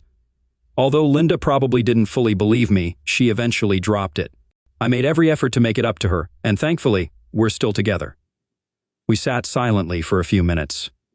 Much of what Josh disclosed was new to me. Barry's team had uncovered evidence of the affair, numerous phone calls, and some suggestive emails. But Josh's revelation, that Gina initiated it and her desire to embezzle from the company, were surprises. I rose and dismissed Josh, instructing him to leave for the weekend and keep our discussion confidential. He responded with resignation and fear, agreeing to reconvene on Monday and return home to his family. In the meantime, I spoke with Eddie Kryler around 1:30 p.m. Eddie advanced within Apex, holding positions in global sales and marketing before becoming my second in command in operations. He confirmed Gina approached him several months post her split with Josh, a period exceeding 6 months. Being single, they didn't feel the need for extreme caution. Eddie revealed Gina broached the idea of embezzling from the company gradually, initially as a joke. Over time, it evolved into a serious proposition. He explored various options but found none feasible, citing the company's stringent financial controls. When he confessed his reluctance to Gina, their association ended. When I confronted Bernard Eisenhart, Apex's treasurer, about his involvement with my wife, his reaction was one of surprise rather than distress. He insisted I should discuss it with Gina, not him. Despite presenting him with pictures, he remained firm in his denial. Barry confirmed there was no evidence linking him to Gina except for one phone call. Bernie recounted how Gina lured him to a supposed surprise party where she made advances. However, he resisted due to my marital status and left promptly afterward. He opted not to disclose this incident to me earlier, fearing I would blame him. Understanding his perspective, I assured him I believed his account, clarifying that I recently discovered Gina's infidelity with other company employees. Bernie's initial anger subsided into astonishment upon learning about Gina's involvement with 2 other men. He even recalled rumors about her and Josh from years ago but had dismissed them. After our discussion, I assured him of my trust, reiterated that I hadn't accused him, and stressed the importance of confidentiality. After he left, Meredith informed me about Jeff Denham's urgency to meet immediately, despite the scheduled appointment for 4. Denham was insistent. I instructed Meredith to give me 5 minutes before letting him in. Reflecting on what I had just learned, I realized the gravity of the situation. Discovering that my best friend wanted me dead was not an everyday occurrence, and I relished the opportunity to confront him. When Jeff Denham entered the conference room, he appeared visibly shaken, as though he had consumed an excess of caffeine. Despite his attempt to appear composed, his voice betrayed his nervousness. "Hey, Alex, what's up?" His tone, though carefully casual, carried a hint of anxiety. "Hey, Dowell, thanks for dropping by. Want some coffee?" He declined and inquired about the video camera in the room. With a smile, I explained its purpose for recording today's meetings. He seemed apprehensive but voiced no objections. As Denham puzzled over the situation, I noted Meredith's silence and Bernie Eisenhart's cryptic nod earlier. Turning the laptop toward Denham, I revealed a still frame from a recent bedroom video. His shock was palpable as he met my gaze. Before he could respond, I struck him with my fist under his eye. He recoiled, crashing to the floor as the chair slid backward. Standing over him, I removed my glove, feeling the pain but relieved it wasn't more severe. With a grim smile, I waited for Denham to regain his composure. It took him a while to regain consciousness, and when he did, he looked around warily, then moved away from me, his expression a mix of confusion and caution. "Think you can handle more?" I quipped, my tone casual. "No need, Alex," he muttered, eyeing the door as if considering escape. "Forget it, Dowell. Guards are outside. You're staying put," I assured him. As we sat in tense silence, he seemed to mull over his predicament, likely hoping I was unaware of the full extent of his actions. "Get back to the table," I commanded. "What's coming next will hurt a lot worse." He complied, keeping his gaze fixed on me. "You're a disgrace," I berated him. "Entertaining my wife, stealing from me, and plotting my homicide." His reaction was one of shock and alarm. "Gina confessed it all," I lied confidently. "You thought eliminating me would complete the betrayal, didn't you?" "Alex, it's not true," he pleaded desperately. "I admit to the affair with Gina, no denying that now, but the idea to steal and eliminate was all hers. I tried to talk her out of it, but eventually went along. She initiated everything." He confessed after some silence, detailing how Gina persuaded him into the affair and then suggested stealing money from me. Unlike others involved, Denham complied, embezzling $1.8 million over 7 months. But Gina wanted more, claiming my wealth justified it. Denham spoke openly now, expressing remorse for his actions. She wanted more, said $1 million or $2 million wasn't enough. It wasn't fair. I closed the account and covered my tracks. A month later, she talked about eliminating you, wanting us to be together and enjoy your money.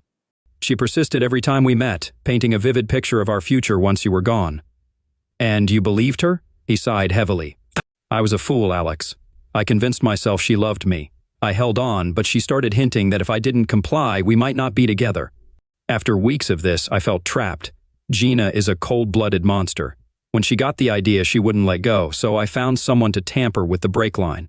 He assured me it could be done without suspicion. He looked at me, worn out. I know you'll never forgive me, how could you? But I can't believe I did it. It's like I was someone else, like Gina had control over me. I followed her instructions like a puppet. I didn't need to ask if. He'd try again, the answer was clear from the video Asimov had sent me. His voice strained, he admitted she wanted to. I persuaded him to wait, but she persisted. He broke down, confessing everything, including the offshore accounts where he stashed the money, except for the $60,000 Gina had already spent. Around 4:30, I handed him over to the guards. Then I returned to the conference room, awaiting Gina's arrival at 5. Each revelation sank in deeper. My wife wasn't just betraying me and stealing, she aimed to ruin me. How could I have been so blind to her true nature after 8 years together? Gina sauntered into the conference room, fashionably late as usual, appearing glamorous yet slightly irked. Sweetheart, what's with all this? Meredith practically ordered me here, but she hasn't spilled a thing. Is there some company drama? And why did you leave me stranded without a car this morning? Observing her closely, I detected her faux annoyance masking genuine concern. Likely, she and Denham had been frantically communicating today, trying to decipher the situation. Darling, please sit down. This isn't easy for me. I feigned emotional struggle, silently relishing every moment. After a pregnant pause, during which Gina's knee trembled nervously, I addressed her. Gina, I know about your infidelity. How could you betray me like this? I believed you loved me. She tried to compose herself, but her eyes widened, and she tensed swiftly. A mix of sadness and empathy flashed across her face, impressive, but expected. Sweetie, I'm so sorry. I never meant to hurt you. It's just, you were often away, and She broke off, tears welling up. Convincing. I might have softened if I weren't privy to the truth. Still crying, she reached for my hand. Alex, can you forgive me? I can't bear to lose you. I don't know, Gina. I just don't know. Then, after a pause, tell me everything, when it started, how it unfolded, and why. Above all, why? Why did you do it? Oh, darling, please, let's not delve into it. We can overcome this, I promise. Or I'll make it right. No, Gina, I replied, feigning a strained voice. If we're to move forward, you must be honest with me. Now, when did it begin? How long did it continue? I had her dangling by a thread, relishing the control. She was unsure which lover I knew about. By framing her affair in the past tense, I left her guessing, potentially confessing to a tryst I might not even know about. Reluctantly, she started. As I said, Alex, you were off and away, and I felt neglected. I know it's unfair. You've worked tirelessly, built a successful company for us both, but I succumbed to his advances, I suppose, and then I chuckled inwardly. A valiant effort, Gina, but you're not off the hook yet. When was this, Gina? I need specifics. Abruptly, she rose, attempting to embrace me with tear-filled eyes. Alex, I'm so sorry. Holding her at arm's length, I pressed. When was it? I watched her mental calculations flicker in her eyes. She sighed, settling into the chair beside me. A little over 4 years ago. It was Josh Daniels, she admitted. I smirked to myself. Nice try, Gina. Too bad you don't know there's no right choice. Irritation peeked through her facade of sadness as she realized she had no alternative. It had lasted for months. I don't know why, Alex, I lost control. Eventually, I ended it with Josh. It was tearing me apart. I sobbed throughout, and Josh, I cut her off with a shout. You were unfaithful with Josh, too. The panic in her widened eyes was palpable as she pleaded. I don't understand, baby. Eddie Kryler wasn't the only one, I accused. You slept with 2 of my employees. What were you thinking?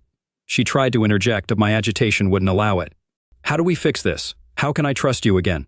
Everyone at Apex must be laughing behind my back. The boss's wife takes care of the employees. Who else have you been involved with? The janitor? No, baby, just 2, she swore. How can I believe that? I demanded. You've been involved with everyone I know, Dan Cameron, Archie, Peter, Dowell. How can I trust you? Seeing her chance, she rose and took my hands. Alex, it was only those 2 years ago. I've been faithful since, and will be forever. Silence filled the room. I stared at her, masking the anger with sadness. Okay, Gina, I said slowly. So you cheated, but then decided to be faithful again, right? Her eyes held a glimmer of hope. Yes, baby, she said softly. Well, there's one more thing, I said, pushing the laptop toward her. Can you tell me what? With a keystroke, the video played, Jeff's head between Gina's thighs. Her pleasure-filled cries filled the room. "Oh yes, Dowell, do it," she moaned. Gina surprised me. She didn't recoil from the laptop like it was a snake, no attempt to flee, no shriek, just a quick, "Oh!" choked out almost immediately. Then, after a pause, she shut the laptop and turned to me, her face transformed from shock to anger, eyes gleaming and mouth twisted into a strained grin. "Okay, Alex, you caught me. Congratulations. What do you want me to admit?" "Yes, I had fun with Dowell, and he was better than you could ever be." "Really, Gina, is that why you tried to ruin me?" My question rattled her. She froze, staring at me before managing a weak, "What?" "I have no clue what you're talking about." "Is that so?" I murmured. I opened the laptop, tapped a few keys, and showed her the screen. Our kitchen appeared with Gina and Denham in bathrobes at the table. Gina spoke. I don't have Dowell. "If the car didn't crash, we'll try again. We need to destroy it differently. Can't we poison it?" I silenced the computer and grinned at Gina. "I wish I had that video, darling. It'll be tough for you to deny in court." I stared into her cold eyes, seeing her frantic attempts to escape. She abandoned any pretense of remorse or affection. Finally, her voice dripped with contempt. "You won't dare go to the police, Alex. You'd be a laughingstock, so would Apex, the head of a billion-dollar company, his wife entertaining the employees. You'd be a worldwide joke." Gina sat there, smug and contemptuous. I dialed Meredith and requested Nancy Lyatt. When she entered, she regarded my wife with disdain. "Nancy, my dear wife believes it would be detrimental to arrest her for grand larceny and attempted homicide. Care to share what you told me this morning?" Nancy grinned widely. "Absolutely, Alex. This saga of Gina and Denham's wicked scheme will dominate the headlines. It has all the elements: money, infidelity, attempted homicide, a stunning woman, betrayal. It'll surpass Paris Hilton and Anna Nicole Smith. Gina will be the scandal of the month, and Apex will gain unprecedented publicity worth more than $500 million in ads. You'll be on Larry King, The Today Show, everywhere. A virtuous businessman deceived by a conniving woman and her puppet. After the trial, Apex will shine in Business Week, Wall Street Journal. You'll earn Entrepreneur of the Year. The company could gain $100 million in business. You'll receive thousands of letters from women vying to be the next Mrs. McMillan. It's a boon for Apex, for you. Gina might not find it amusing now, but you're about to enrich a wealthy man even more. As his PR representative, I couldn't concoct anything better." With a wink, Nancy exited. Gina relaxed in her chair, her smile deep and sardonic. Maybe for the first time in all the years I'd known her, she seemed completely beaten. I dialed Meredith's number. "Meredith, you need to call the cops." The following 14 months might have somewhat balanced out what had happened earlier. Or maybe not, it's tough to gauge, but they certainly had their share of drama. The police slapped Gina and Denham with charges including attempted homicide, conspiracy to commit homicide, fraud, conspiracy to commit fraud, grand larceny, and a handful of other offenses. Apex's legal team promptly launched a civil case to reclaim the embezzled funds, which we knew the location of thanks to Denham's confession. And naturally, I promptly initiated divorce proceedings on grounds of infidelity. Thankfully, due to the legal actions, all of Denham's and Gina's accounts linked to mine were frozen. By the time they were out on bail, they couldn't afford high-priced attorneys and had to settle for public defenders for a while. Not a pleasant experience. I ousted Gina from the house and easily obtained a restraining order from the court. The video of her and Denham discussing a second attempt on my life was quite convincing. She persuaded Susan, one of her tennis pals, to put her up in Susan's guest house temporarily. Gina made no effort to reach out to me, not that I anticipated or desired it. She must have realized there was nothing she could say to alter the situation. The Monday following Gina's moment of truth, I summoned Josh and Eddie and let them go. Neither seemed particularly shocked. Eddie just requested that if a potential employer contacted me for a reference, I'd vouch for his solid work at Apex. I readily agreed. Josh attempted to strike a bargain. "Help me land a decent job and I'll testify against Gina in her trial," he proposed. I chuckled and showed him the door. I reminded him that I already had his admission of infidelity and her attempt to coerce him into theft on tape. If he refused to testify, the prosecutors would simply subpoena him. I've appointed Bernie Eisenhardt as Josh's CFO, confident he'll excel. I've tasked him with interviewing candidates for his own replacement as treasurer and for Eddie's role. About 7 months later, Gina and Denham's trial commenced, and it was quite the spectacle, spanning nearly 3 weeks. I attended court sessions intermittently, not feeling compelled to be there every day. Predictably, they couldn't refute their actions, each defense attorney striving to paint the other as the primary culprit. Gina's allure and courtroom demeanor worked wonders on the male jurors. However, the damning video clearly depicted her urging Denham to orchestrate another attempt on my life. Not even Gina could overcome that evidence. They were both convicted on roughly 8 charges, including the primary ones.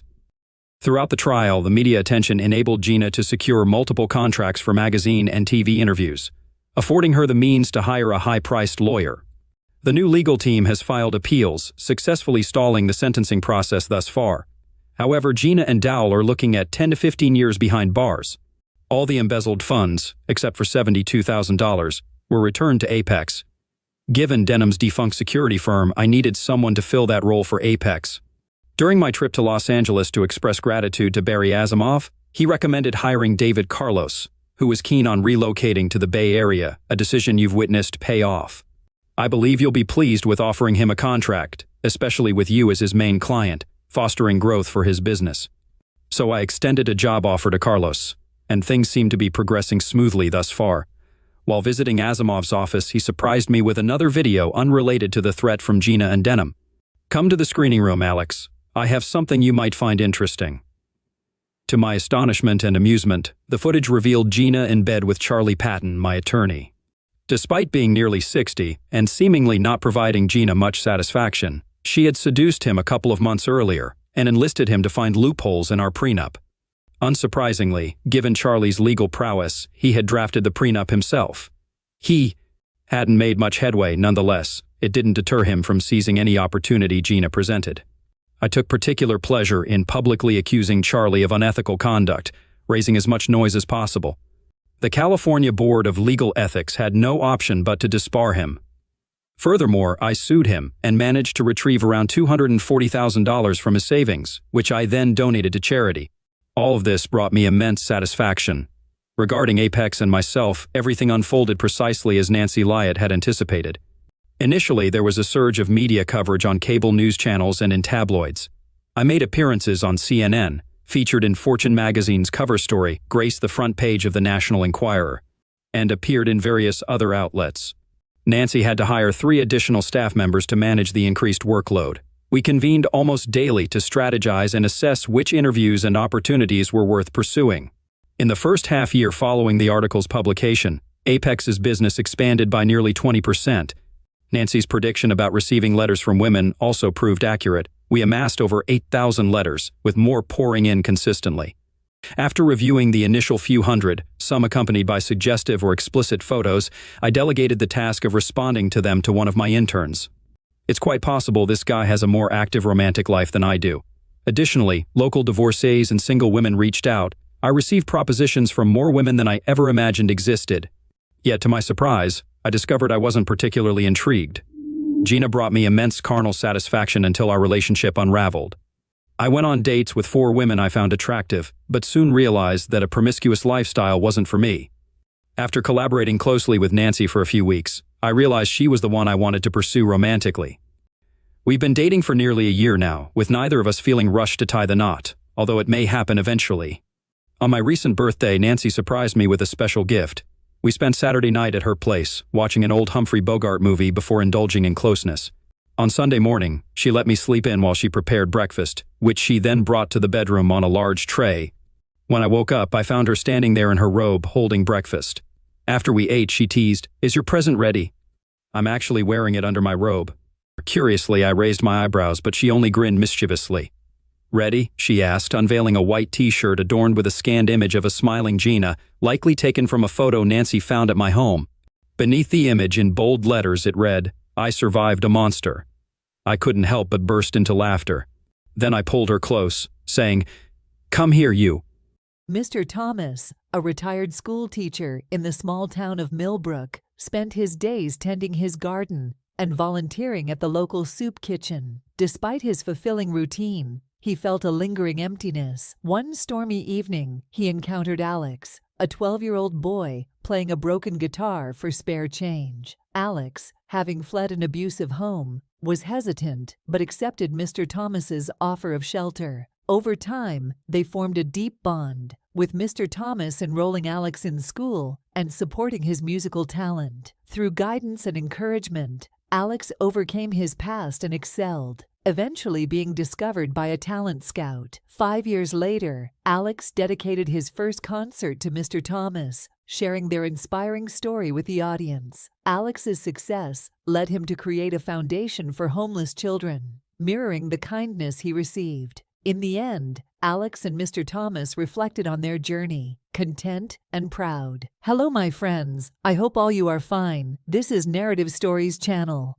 Let's start this story. Mr. Thomas, a retired school teacher, spent his days in the serene, small town of Millbrook, where life moved at a gentle pace. Each morning, he would tend to his lush garden, where vibrant flowers and well-kept vegetables stood testament to his meticulous care. The rest of his day was dedicated to volunteering at the local soup kitchen, where his warm, welcoming presence provided comfort to those in need. Despite his fulfilling routine, Mr. Thomas couldn't help but feel a lingering sense of emptiness, a subtle void in his otherwise content life. On the other side of town, 12-year-old Alex navigated the harsh streets, his broken guitar his only companion. The guitar, though worn and battered, was his lifeline, a source of solace amidst the chaos of his existence. Alex had fled from an abusive home, seeking refuge in the anonymity of the streets. He spent his days playing music for spare change, his soulful melodies a stark contrast to the bleakness of his surroundings. Alex's eyes, although weary, held a spark of hope,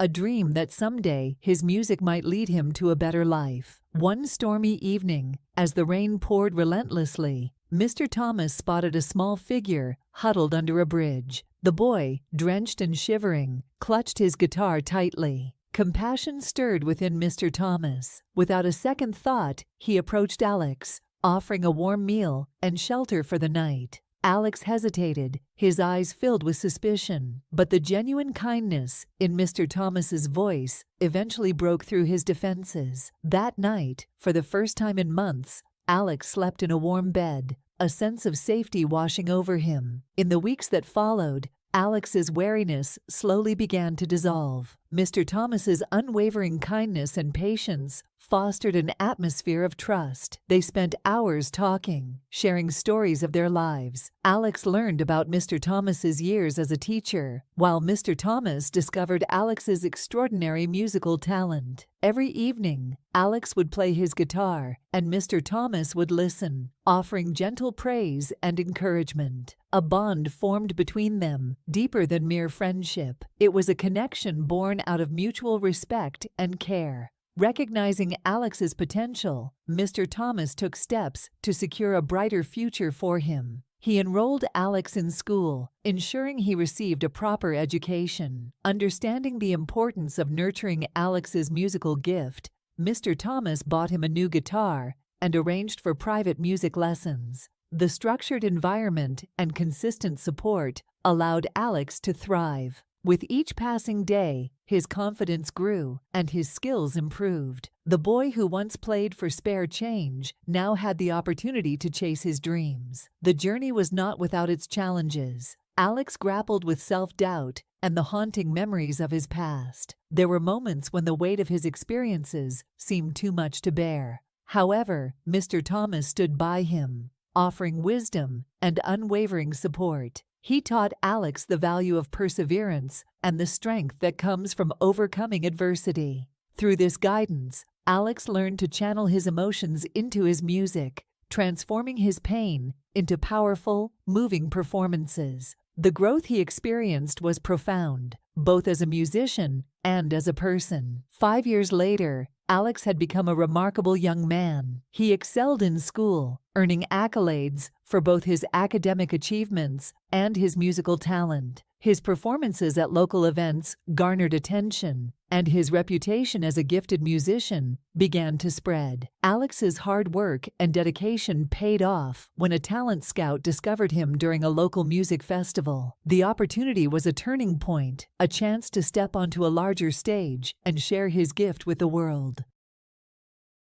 Recognizing Alex's potential, Mr. Thomas took steps to secure a brighter future for him. He enrolled Alex in school, ensuring he received a proper education. Understanding the importance of nurturing Alex's musical gift, Mr. Thomas bought him a new guitar and arranged for private music lessons. The structured environment and consistent support allowed Alex to thrive. With each passing day, his confidence grew and his skills improved. The boy who once played for spare change now had the opportunity to chase his dreams. The journey was not without its challenges. Alex grappled with self-doubt and the haunting memories of his past. There were moments when the weight of his experiences seemed too much to bear. However, Mr. Thomas stood by him, offering wisdom and unwavering support. He taught Alex the value of perseverance and the strength that comes from overcoming adversity. Through this guidance, Alex learned to channel his emotions into his music, transforming his pain into powerful, moving performances. The growth he experienced was profound, both as a musician and as a person. 5 years later, Alex had become a remarkable young man. He excelled in school, earning accolades for both his academic achievements and his musical talent. His performances at local events garnered attention,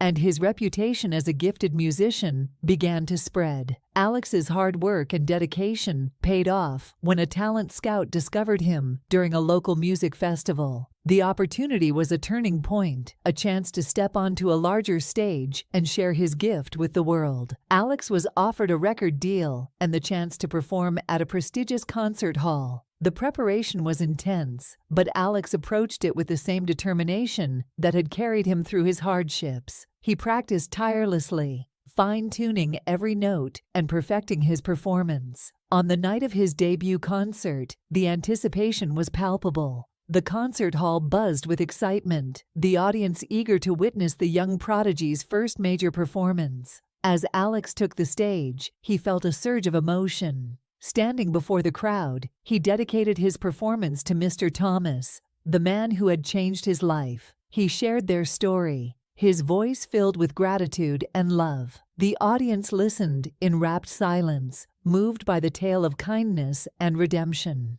When Alex began to play, his music resonated with a depth and passion that captivated everyone present. The concert was a resounding success, marking the beginning of Alex's promising career. After the concert, Alex and Mr. Thomas shared a quiet moment backstage. They reflected on their journey, the challenges they had overcome, and the bond they had forged. There were tears of joy and pride, a testament to the profound impact they had on each other's lives. Mr. Thomas, once a lonely retiree, had found purpose in helping Alex, while Alex had discovered a family and a future through Mr. Thomas's kindness. Inspired by Mr. Thomas's generosity, Alex decided to give back to the community that had once been his refuge. He established a foundation dedicated to helping homeless children through music. The foundation provided instruments, lessons, and support, offering hope to those who needed it most. Alex's efforts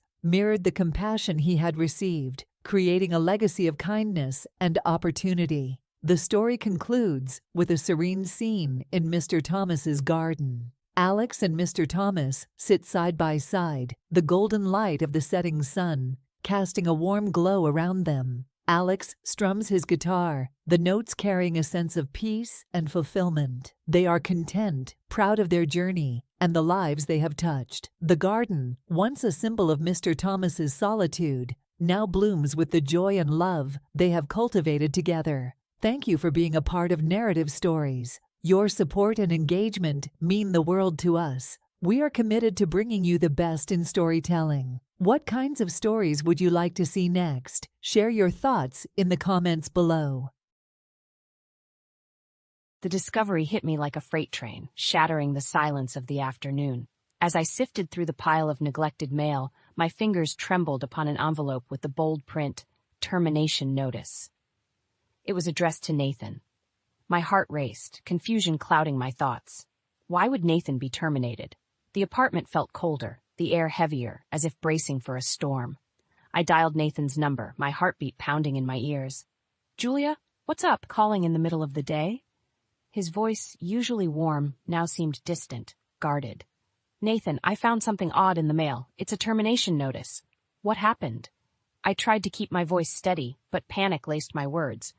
"I'm on a business trip in Seattle, Julia. Can't talk now. I'm in me later." The line went dead before I could protest. A business trip? The lie was blatant, almost insulting. Nathan hadn't mentioned any trips. My mind raced, piecing together his recent late nights and evasive answers. Something wasn't right. Needing clarity, I called my former boss, Linda. Her surprise at hearing my voice did little to ease my anxiety.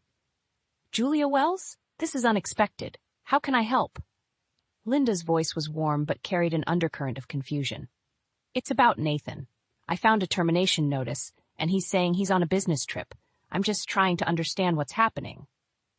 My voice cracked, betraying my attempt at composure. There was a pause, heavy and loaded, before Linda responded. "Julia, you didn't know? Nathan was let go over a month ago. There was an incident. He leaked confidential information to a competitor." The room spun, and I struggled to breathe. Betrayal, sharp and bitter, coursed through me. "Leaked information? But why?" Linda sighed. "It's a mess, Julia. There were rumors about him and Eve, the new secretary. Both disappeared after the incident. It's believed she was involved with someone from the competitor's side. A setup, possibly." "Eve?" The name stung, a missing piece to a puzzle I hadn't realized I was assembling. Memories flashed, Nathan's late returns, his phone buzzing with messages he'd quickly hide. It all made sense now, a narrative of deceit I had been too blind to see. I need to think about this. Thank you, Linda." My voice was a whisper drowned out by the roaring in my ears. The call ended, leaving me adrift in a sea of betrayal. My marriage, built on love and trust, now lay in ruins, the foundation eroded by lies and infidelity. Nathan's voice echoed in my mind, a mocking reminder of the facade he had maintained. Anger bubbled within me, a fierce, burning need for retribution. Nathan and Eve, their deceit had not only shattered my trust, but jeopardized my future. They would not get away with this. I would make sure of it.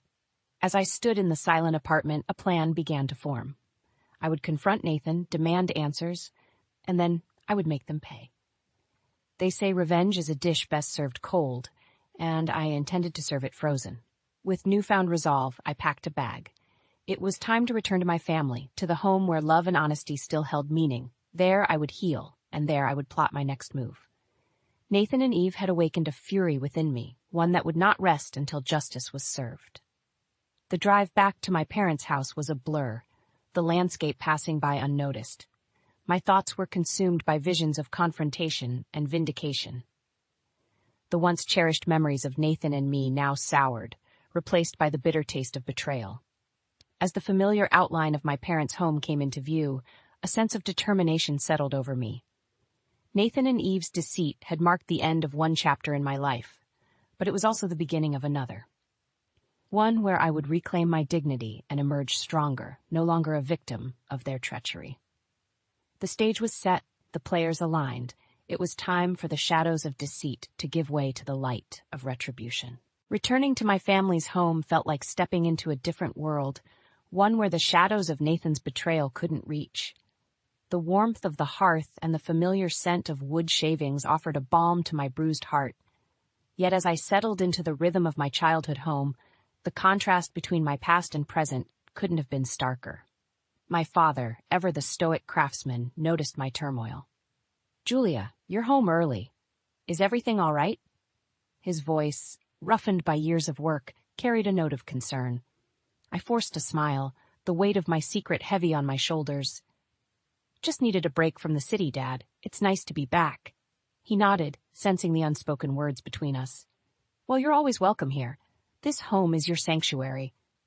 The dinner table was a tableau of familial warmth, a stark contrast to the cold lies Nathan had served.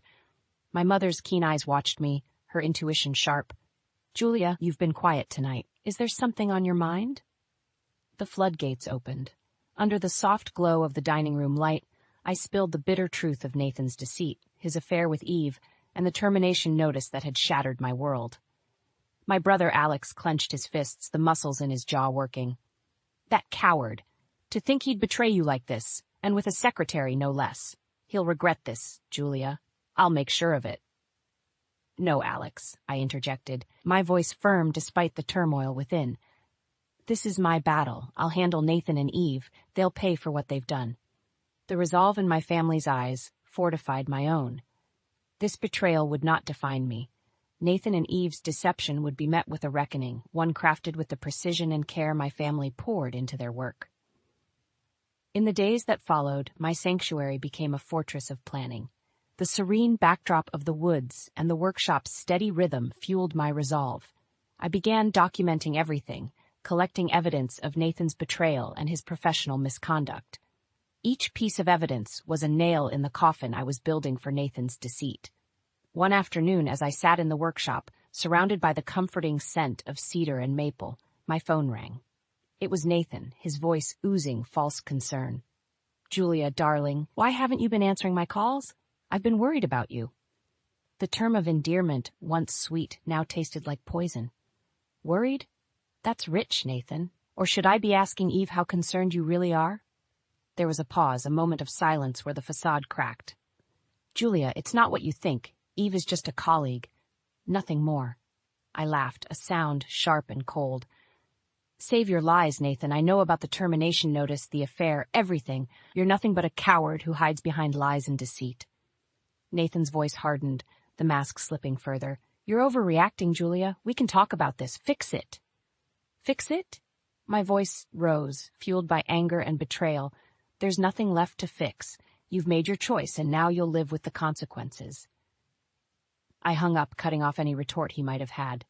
The finality of the act was liberating, a declaration of war against the man who had vowed to love and protect me.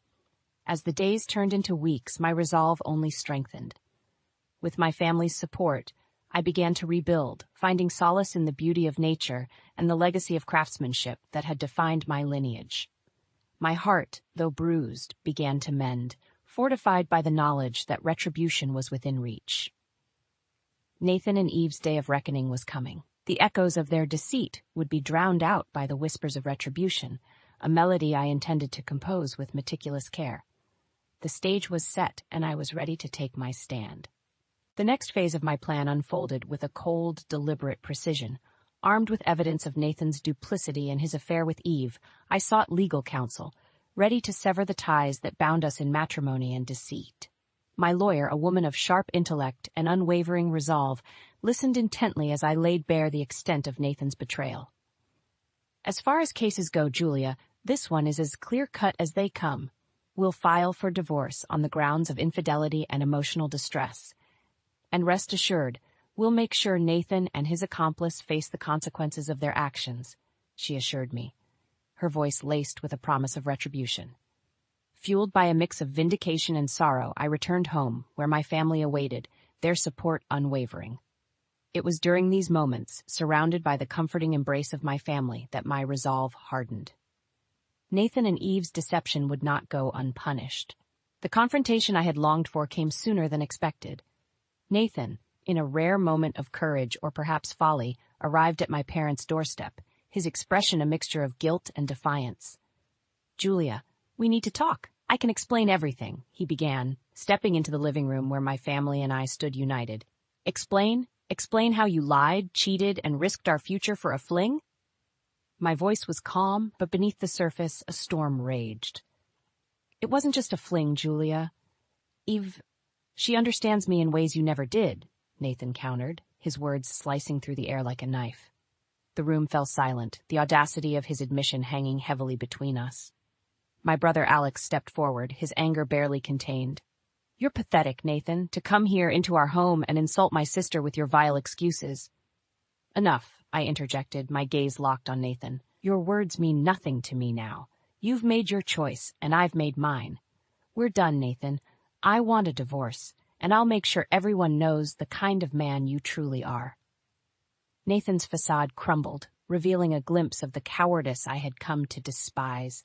"Julia, please, let's not make this messier than it needs to be. Think about what you're doing." "I have thought about it, Nathan. Every single day and night since I discovered your betrayal, you're the one who hasn't thought about the consequences of your actions.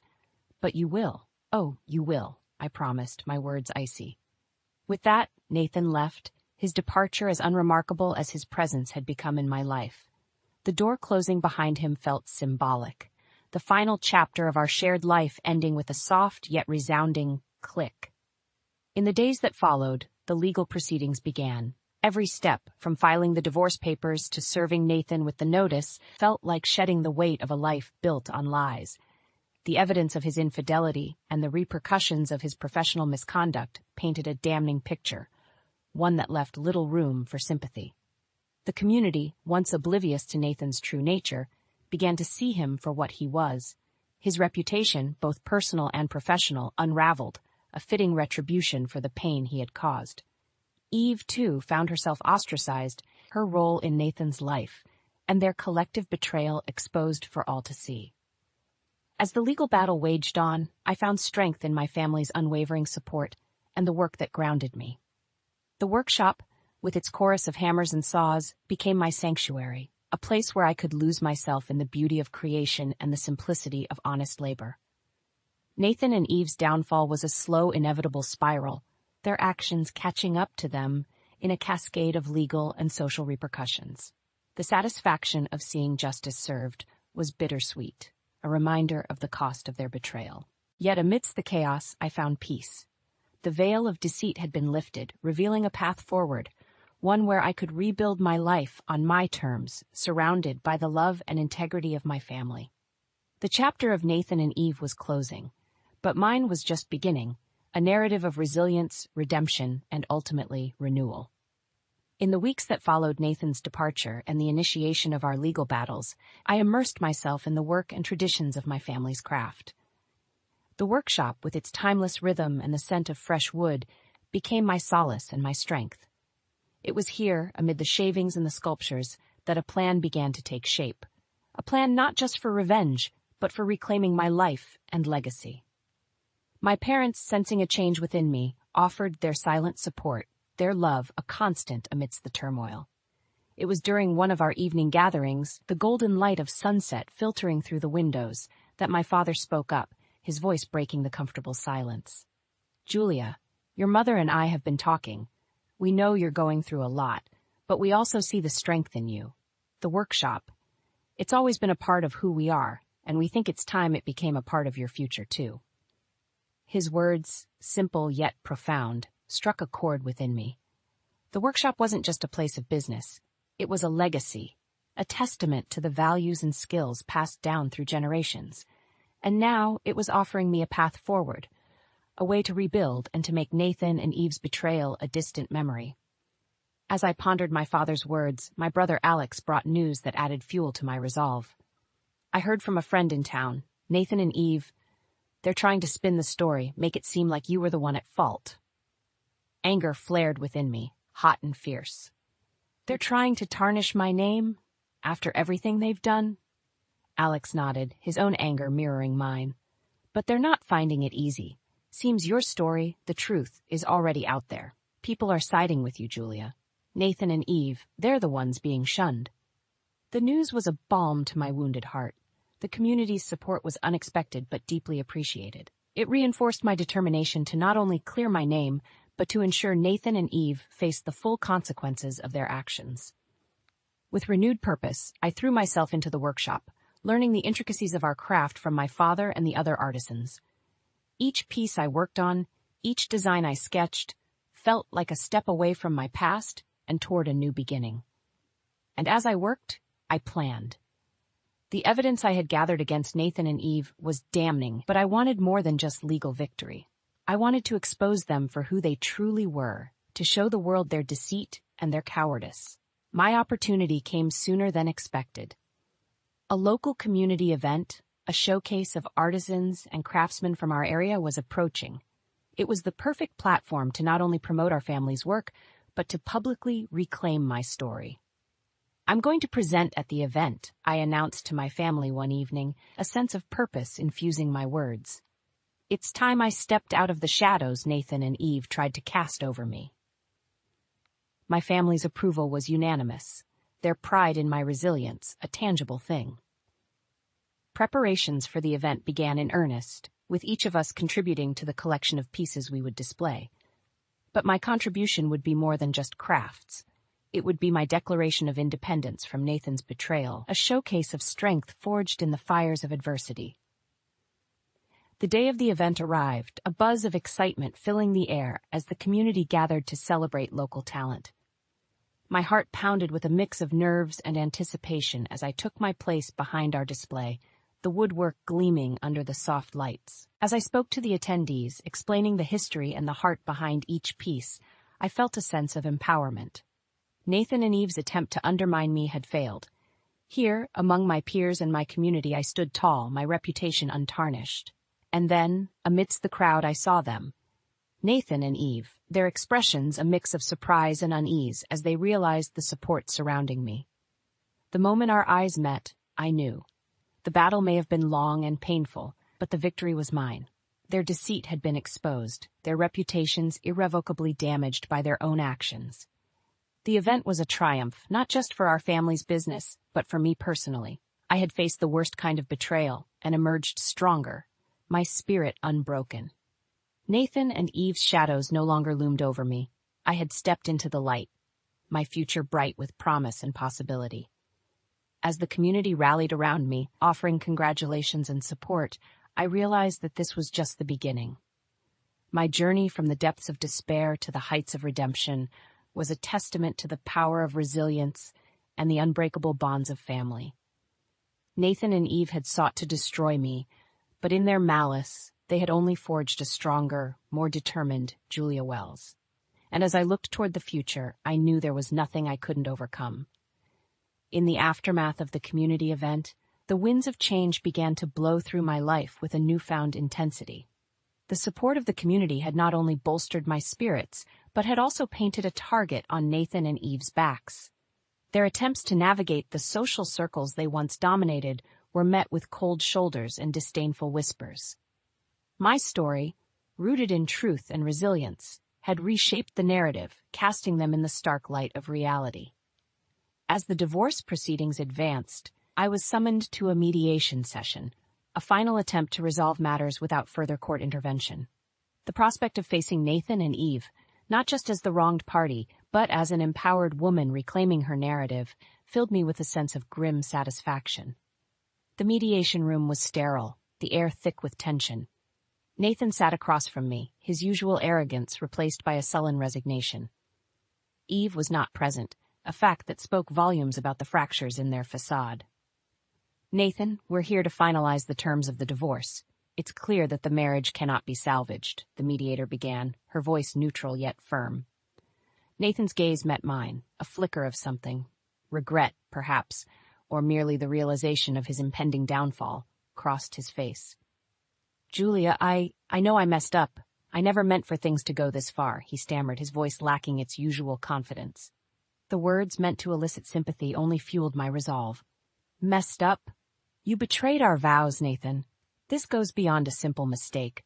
You made your choices, and now you must live with the consequences, I replied, my voice steady and unwavering. The mediator interjected, let's focus on the division of assets and any financial settlements.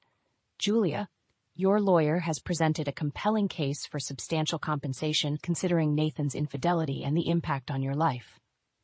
Nathan bristled at the mention of compensation. This is extortion. I admit I made mistakes, but to ruin me financially. Ruin you? I cut in, my patience wearing thin. You ruined our marriage, Nathan. Whatever financial consequences you face are the result of your own actions. Actions that have consequences. It's time you learn that. The mediator, sensing the futility of further discussion, moved to finalize the paperwork. The settlement was in my favor, a testament to the strength of my case and the evidence of Nathan's wrongdoing. As we left the mediation room, Nathan paused, turning to me with a look of desperation. Julia, please, can't we just put this behind us? For the sake of what we had? What we had. The words were a knife to my heart, a reminder of the love I once felt, now tarnished by betrayal. What we had died the moment you chose Eve over our marriage. Goodbye, Nathan. With those final words, I walked away, leaving Nathan and the wreckage of our marriage behind. The legal battle was over, but the fight to rebuild my life was just beginning. In the weeks that followed, my focus turned to the workshop and the burgeoning success of our family business. The community's support had translated into increased interest in sales, a silver lining in the dark cloud of the past months. Yet, as the business thrived, I couldn't shake the feeling of unfinished business. Nathan and Eve's social and professional downfall was a form of justice, but it was the inner work, the healing and rebuilding of my own life, that required my attention. I poured my energy into the workshop, finding solace in the creation of beautiful things. Each piece I crafted was a step towards healing, a tangible representation of my journey from betrayal to strength. The community event, once a platform for my public vindication, became an annual tradition, a celebration of resilience and the enduring spirit of our town. My story, once a tale of pain and betrayal, had transformed into a narrative of empowerment and renewal. Nathan and Eve faded into the background, their attempts to reclaim their former lives thwarted by their own actions. The community, once deceived by their facade, now saw them for who they truly were. As for me, I emerged from the ordeal stronger, wiser, and more determined than ever. The betrayal that once threatened to break me had instead forged a new path, one where I stood tall, unafraid, and ready to face whatever the future held. The seasons changed, as did the narrative of my life. The community event had not only become a cornerstone for our family business, but also a testament to the enduring strength of character over the deceit and betrayal that Nathan and Eve had sown. As the workshop flourished, so did my resolve to move past the shadows of my former life. Yet, the true test of my newfound strength was just on the horizon. A year had passed since the divorce was finalized when a twist of fate brought Nathan and Eve back into my orbit. The local news carried stories of a scandal involving a significant business in town, ensnared in deceit and fraudulent activities. At the heart of the scandal were Nathan and Eve, their actions finally catching up to them in a very public downfall. The community's reaction was swift and unforgiving. Nathan and Eve, once fixtures of the social scene, found themselves ostracized, their reputations in tatters. It was during this time that Eve reached out to me, a desperate attempt to salvage what little she could from the ruins of their actions. "Julia, I know I have no right to ask anything of you, but I'm begging you to listen." Eve's voice trembled over the phone, a stark contrast to the confident woman who had once stood by Nathan's side. "Eve, you're right. You have no right. After everything you and Nathan did, why should I listen to anything you have to say?" My voice was cold, the bitterness of the past still lingering. "I understand your anger, Julia, but it's Nathan. He's in trouble, serious trouble. The business scandal has ruined him, and he's not handling it well," Eve pleaded, desperation coloring her every word. The news of Nathan's downfall, though expected, brought no joy. The man I had once loved, now a shadow of his former self, was a stark reminder of the consequences of one's actions. "Eve, Nathan's troubles are his own making. You both made your choices, and now you must live with them. My life has moved on, and I suggest you do the same," I replied, the finality in my voice leaving no room for further discussion. The call ended, but the news of Nathan's scandal lingered, a topic of hushed conversations and whispered speculations in the community. Yet, amidst the schadenfreude, a sense of closure enveloped me. Nathan and Eve's public downfall was the retribution their actions had wrought, a karmic justice for the pain they had caused. In the wake of their scandal, I found myself reflecting on the journey I had undertaken. From the depths of betrayal to the heights of personal and professional success, my path had been fraught with challenges. Yet each obstacle had only served to strengthen my resolve, to forge me into a woman who faced adversity with grace and determination. The workshop, once a refuge from my pain, had become a beacon of my resilience. The pieces we created, each imbued with the essence of our family's legacy, were more than just objects of beauty. They were symbols of a life reclaimed from the ashes of betrayal. As the scandal surrounding Nathan and Eve faded into the background, my focus remained on the future. The support of the community, once a lifeline in my darkest moments, had become a foundation upon which I built my new life. My story, once marred by the actions of others, was now solely my own, a narrative of triumph over adversity. Nathan and Eve's downfall, while a fitting end to their tale of deceit, was merely a footnote in mine. My journey had taught me that true strength lies not in the vengeance we seek, but in the resilience we demonstrate in the face of life's inevitable trials. As I stood in the workshop, surrounded by the fruits of our labor, I realized that the greatest retribution was not the downfall of those who had wronged me, but the life I had built in spite of them. My legacy would not be defined by Nathan and Eve's betrayal, but by the strength, love, and integrity that had seen me through the storm. And so, with my head held high and my heart at peace, I looked toward the future, ready to embrace whatever it held, knowing that whatever challenges lay ahead, I would face them with the same strength and resilience that had brought me this far. Nathan and Eve's chapter in my life was closed, but mine was still being written, a testament to the enduring power of the human spirit to overcome, to heal, and to thrive.